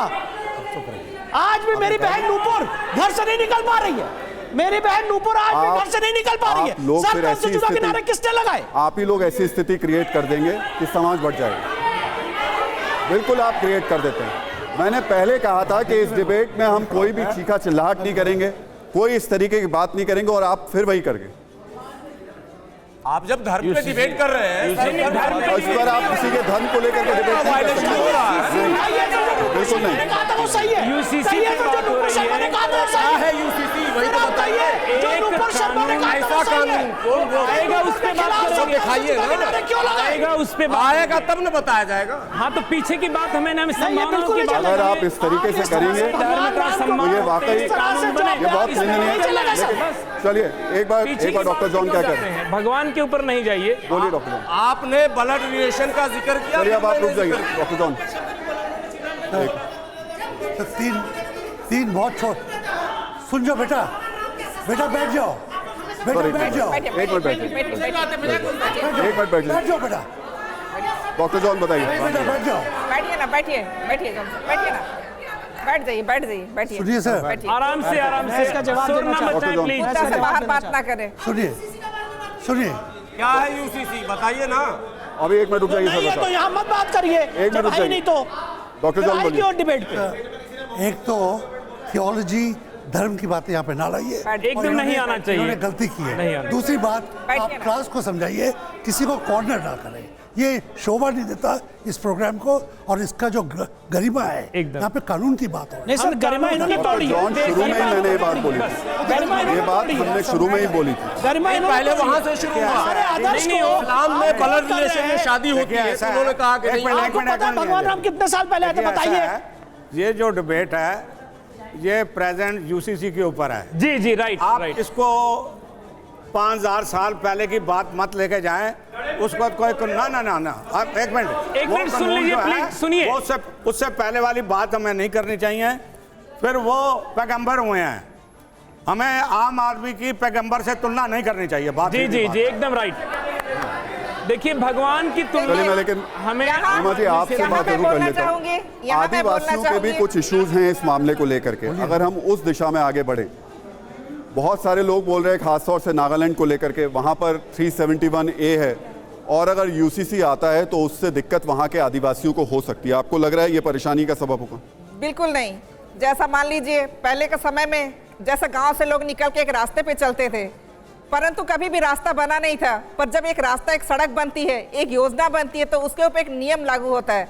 ऐसा ही संविधान में एक नया कानून बनने जा रहा है जिसको हमें समर्थन करना है या नहीं करना है। 100 बात की एक ही बात मैं बोलना चाहूंगी कि अगर उसमें कुछ कमियां हैं या फिर उसमें हमें कुछ फेरबदल करना है तो उसको हम किस तरह से करेंगे, इसके ऊपर हम मुद्दा पे जरूर बात कर सकते हैं। लेकिन अगर एक देश में एक राष्ट्र और एक कानून बनता है तो इसमें बहुत सहमति बनती है सभी की, और एक अगर रास्ता हो तो सबको चलने में भी सुविधा होती है। तो जिस वजह से जैसा एक ट्रैफिक बनता है, एक लोग एक ट्रैफिक से चलते हैं तो सभी को सुविधा होता है। इसी तरह से मैं ये कहना चाहूंगी कि जैसा हमारा देश में एक संविधान, एक कानून अगर बनता है तो बहुत से दिशाओं में बहुत सारी सुविधाएं भी आएंगी। पॉइंट है हेमा जी जिसको लेकर के सवाल उठ रहे हैं, वो खास तौर से नागालैंड के आदिवासियों को लेकर उठ रहे हैं। एक विशेष अधिकार उनको मिला है 371A। अगर ऐसा कोई कानून आता है तो फिर उसको हटाना पड़ेगा और उनके वो विशेष अधिकार चले जाएंगे। उनको संरक्षित करने के लिए, उनको बचाने के लिए इस तरीके के अधिकार दिए गए हैं। आपको लग रहा है वहां फिर क्राइसिस होगा, परेशानी हो सकती है? नहीं, क्योंकि देखिए समय के अनुसार हर जगह, जैसा मैं बात करना चाहूंगी, आदिवासियों को बहुत सा ऐसा जगह है जो कि उनको सुरक्षित किया गया है किसी भी कारण से, या फिर जंगल के रहने वाले हैं उनको एक अधिकार दिया गया। लेकिन समय के साथ जैसे हम जंगलों में रहते थे तो हम घुटने तक साड़ी पहनते थे, लेकिन आज हमें भी, हमारे बच्चों को, हमें आज एक ऐसा वक्त आ गया है कि आज हमें भी जंगल से निकलकर शहरों की ओर आना पड़ रहा है। तो आज समय के साथ हमें भी बदलाव करना है और बदलाव ही हमारा एक आने वाले कल को दर्शाता है। तो इसीलिए मैं ये कहना चाहूंगी कि ऐसा कोई भी हालात यहाँ बन नहीं सकता। समय के अनुसार हमें अपने आप को भी थोड़ा बदलना जरूरी है। कौशिक जी, अब इस पूरी डिबेट को देखने के बाद में एक मिनट, बहुत सारे संशय और भ्रम मुझे लग रहा है ज्यादा हो गए हैं। बहुत ज्यादा। एक्चुअली जो यथास्थिति जो है वो जमीनी हकीकत लोगों को नहीं पता है। फिर भी 5 पॉइंट्स आपकी नज़र में अगर हम समझना चाहें, यूसीसी से बुलेट पॉइंट्स हम लोग समझना चाहेंगे और बहुत स्पष्ट तौर पर जो आगे चल करके मुश्किलें खड़ी कर सकते हैं या थोड़ा सा लोगों के बीच में कन्फ्यूज़न को और बढ़ा सकते हैं। देखिए, पहले तो मैं उनके सवाल का जवाब देना चाहूँगा कि मैंने किसी पर्टिकुलर समुदाय के या पर्टिकुलर कम्युनिटी के बारे में नहीं कहा था। मैंने ये बात कही थी कि यदि एक हस्बैंड, एक मेल और एक फीमेल की शादी होती है, दोनों का सेम मेल ब्लड ग्रुप है, तो उसमें डिफॉर्मिटी बच्चों में आने के चांसेस हैं। चांसेस की बात मैंने ये नहीं कहा था कि उनके बच्चों का ब्लड ग्रुप एक होगा। तो दिमाग में जो भ्रांतियां लोगों को अपने दिमाग से निकाल देनी चाहिए, ये सबसे बड़ा मुद्दा है। दूसरी बात ये है कि ये तो संशय की स्थिति बिल्कुल बनी है कि यूसीसी जो हम कहते हैं सबका कानून एक होना चाहिए, ये हमारा अनुच्छेद 44 ही हमको गारंटी देता है। लेकिन दुर्भाग्य ये है कि ये जो है ना, इसको हम पॉलिटिक्स से रिलेट कर रहे हैं। पॉलिटिक्स से रिलेट करने की बजाय हमको जब भारत का संविधान बना था तो इसको हम बहुत देर कर चुके हैं, उसको हमको आत्मचिंतन की जरूरत है। तीसरी बात, बार बार हम लोग इस बात पे बात कर रहे हैं कि साहब कानून हमारे सामने कहाँ है। जो लॉ कमीशन ऑफ इंडिया है उसने ये नहीं कहा है कि मैंने कानून बना दिया है। लॉ कमीशन ऑफ इंडिया ने ये कहा है कि हम इस बारे में एक कानून बना के सरकार को पेश करने की बात कर रहे हैं। उस कानून को बनाने के लिए आपके जो अपने विचार हैं उसको रख दीजिए, आपकी जो पहल है हमको कंसिडर करेंगे। एक साथी ने कहा कि हमारा जो सिख समुदाय है उनका रिप्रेजेंटेशन होना चाहिए, लॉ कमीशन एक स्टेचुटरी बॉडी है, वो बॉडी भारत सरकार डिसाइड करती है। उसमें ये नहीं कहते हैं कि इसमें सिख का नुमाइंदा भी होना चाहिए, इसमें मुस्लिम का भी नुमाइंदा होना चाहिए, उसमें जो है ना बट डिफरेंट कास्ट का नुमाइंदा होना चाहिए। उन्हें लॉ कमीशन एक स्टेचुटरी बॉडी है जो हमारा भारत के संविधान मान्यता देता है। उसके महते उन्होंने ये कहा है कि हम कानून बनाएंगे, उस कानून को बनाते टाइम क्या क्या चीज़ नज़र रखें। जैसे आपने बताया कि 8-9 लाख रुपए लोग ऑलरेडी अपने विचार दे चुके हैं, ये विचार सारे कंसीडर होंगे, ऐसा मेरा मानना है। तीसरी बात आई थी कि जो मैं आपसे सिर्फ ये समझना चाह रहा था कि 5 पॉइंट्स जिसमें आपको लग रहा है कि ज़्यादा चैलेंज आएंगे। देखिए, इसमें सबसे पहला तो ये चैलेंज आएगा कि लोगों के दिमाग में भ्रांति आई हुई है कि साहब हमारे जो रिलीजियस राइट है उसमें उसका हनन होगा, जो चांसेस मेरे को लग रहा है तो इसमें दिक्कत आई। दूसरा जो है, जो डाइवर्सिटी की बात है, अभी तो हमारी भाषा ही एक नहीं है। हमारी नॉर्थ में हिंदी भाषा बोली जाती है, साउथ में वो कन्नड़ बोली जाती है, डिफरेंट भाषा बोली जाती है।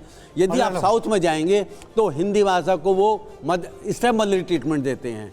तो जब अभी हमारी भाषा ही एक नहीं हो पा रही है, तो अभी आपको 100 किलोमीटर में 50 किलोमीटर में भाषाएं चेंज हो जाती हैं, आपको प्रथाएं चेंज हो जाती हैं। उन सबको एक साथ लाने में आपको सिविल यूसीसी में आपको दिक्कतें आएंगी, इसमें कोई दो राय नहीं, इसमें कोई अतिशयोक्ति नहीं है। तीसरी जो है, जब भी कोई नया कानून आता है, नई चीज़ आती है, तो लोगों को लगता है कि साहब हमारी जो आस्था है वो सुप्रीम है, हम भारत के नागरिक हैं, वो सुप्रीम नहीं है।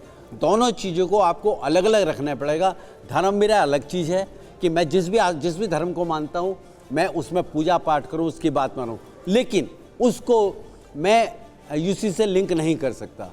और तीसरी जो सबसे बड़ी जो प्रॉब्लम इसमें आ रही है, जो लोग कहते हैं कि एक साहब पर्टिकुलर समुदाय जो है इसको अपोज कर रहा है, उसका जो मेरा व्यक्तिगत मानना है, उसका अपोज करने के बेसिक रीज़न है जो हिंदू कम्युनिटी है, उनके कोडिफाइड लॉज हैं। कोडिफाइड है, जैसे आपका हिंदू मैरिज एक्ट है, हिंदू सक्सेशन है। मैं पूछ लेता हूँ, इनसे पूछ ही लेता हूँ। सरवर साहब, कुछ 3 पॉइंट्स आप अपने बता दीजिए, खासतौर से। वैसे तो लॉ कमीशन ने सबसे सुझाव मांगे हैं, 8.5 लाख सुझाव पहुंच चुके हैं। आपके कोई 3 सुझाव हैं इस कानून को लेकर के? नहीं, सुझाव लॉ कमीशन को हमने भी भेज दिया अपनी संगठन की तरफ से, और ये सुझाव ही मांगा गया। दुर्भाग्य है कि ड्राफ्ट आया नहीं, बात क्लियर हुई ही नहीं कि होगा क्या।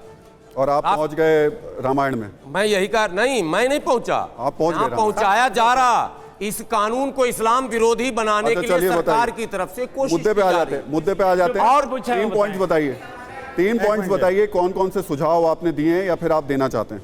नहीं, हमने सुझाव में साफ शब्दों में कहा है कि समान कानून के लिए अभी देश बिल्कुल ही तैयार नहीं है। जो बातें अभी इन्होंने इंगित की, कल्चरल अटैक हर जगह होगा, पहले आप उन तमाम सोसाइटी को फेथ में लीजिए, भरोसे में लीजिए। और यह आसान काम है। ये जो टीवी पर अभी बयान हमारे मौलाना लोग दे रहे हैं, क्या सरकार के प्रतिनिधियों से इनकी बात हुई है? क्या इनको कह दिया गया कि ये इस्लाम विरोधी कानून आ रहा है क्या? जब ऐसा कुछ हुआ नहीं तो बयान क्यों? तो ध्रुवीकरण की राजनीति हो रही। तो हमने सुझाव में ये बात कही है कि आप पोलराइज करने के बजाय लोगों के मशवरे को सरकार तक पहुंचाएं, और सरकार के मन में क्या है, ड्राफ्टिंग एक कुछ तो प्लान होगा ना भाई, ऐसा आएगा, वो चीज आप एक बार सार्वजनिक करवाइए कि भाई ये सारे पॉइंट्स हैं, अब राय दीजिए आप। सुनिए, पोलराइज कैसे होता है मैं आपको बता देता हूँ। सर 1 मिनट रुक जाइएगा। पोलराइज आप जैसे लोगों की वजह से होते हैं, उन धर्मगुरुओं की वजह से नहीं हो रहे हैं। आप लोग जब बैठकर स्टूडियो में रामायण सब लेकर आते हैं, उससे पोलराइजेशन होता है। महन जी, 3 सुझाव आपकी तरफ से, और खास तौर से जो मुद्दे उठाए जा रहे हैं और जिसकी आपत्तियां खास तौर से कुछ लोग जता रहे हैं जी, कौन से 3 सुझाव आपकी तरफ से हैं लॉ कमीशन को? नहीं, यहाँ सभी लोग विद्वान बैठे हुए हैं। देखिए कि सबसे बड़ा चीज़ जो यूसीसी कानून जो बनने जा रहा है, उसमें स्पष्ट रूप से जो है संकेत दिया गया, जैसे 44 धारा की बात भी हुआ, तो उसमें भी हमें कानून का कुछ अधिकार प्राप्त है जो है भारत के संविधान में। तो इसमें विशेष रूप से कि ये किसी भी धर्म को कोई ठोस नहीं पहुंचाना है, किसी भी संप्रदायों को कोई नुकसान नहीं होगा, किसी भी जाति को कोई भी किसी प्रकार का कोई परिवर्तन नहीं होगा। हर व्यक्ति का सम्मान को जो है वो पूर्ण रूप से उसका सुरक्षित रखा जाएगा, उसका जो सम्मान में किसी प्रकार का कोई उसका नुकसान नहीं होने वाला है।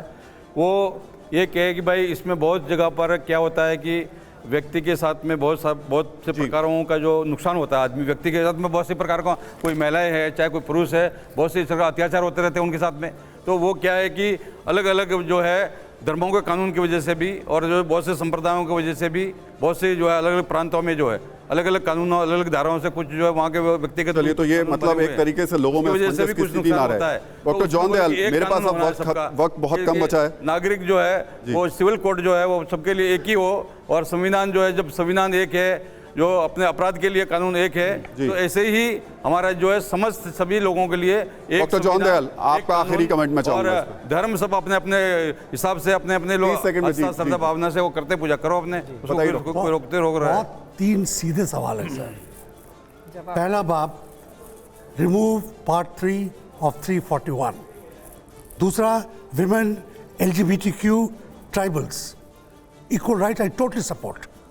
3, the economic and financial ramifications of communities, which means आपका जैसे अनडिवाइडेड फैमिली और जो बाकी चीज़ें हैं जिसमें डिस्ट्रीब्यूशन ऑफ वेल्थ वगैरह वगैरह आ जाता है, वो सब बराबर हो, इसमें मेरे को पूरा हक में हूँ मैं। आपने जिन मुद्दों को उठाया गंभीर मुद्दे हैं, और मुझे लगता है अभी चर्चाएं शुरू हुई हैं। लॉ कमीशन लगातार लोगों से सुझाव मांग रहा है। डिबेट्स और होंगी, हम फिर से एक बार मिलेंगे और कोशिश करेंगे कि कम से कम, माफी चाहूंगा वक्त बचा नहीं है हमारे पास में, लेकिन दोबारा फिर आएंगे और फिर आपसे बात करेंगे और कोशिश करेंगे ये विमर्श के साथ में सुलझे हुए तरीके से चर्चा आगे बढ़े और कानून भी।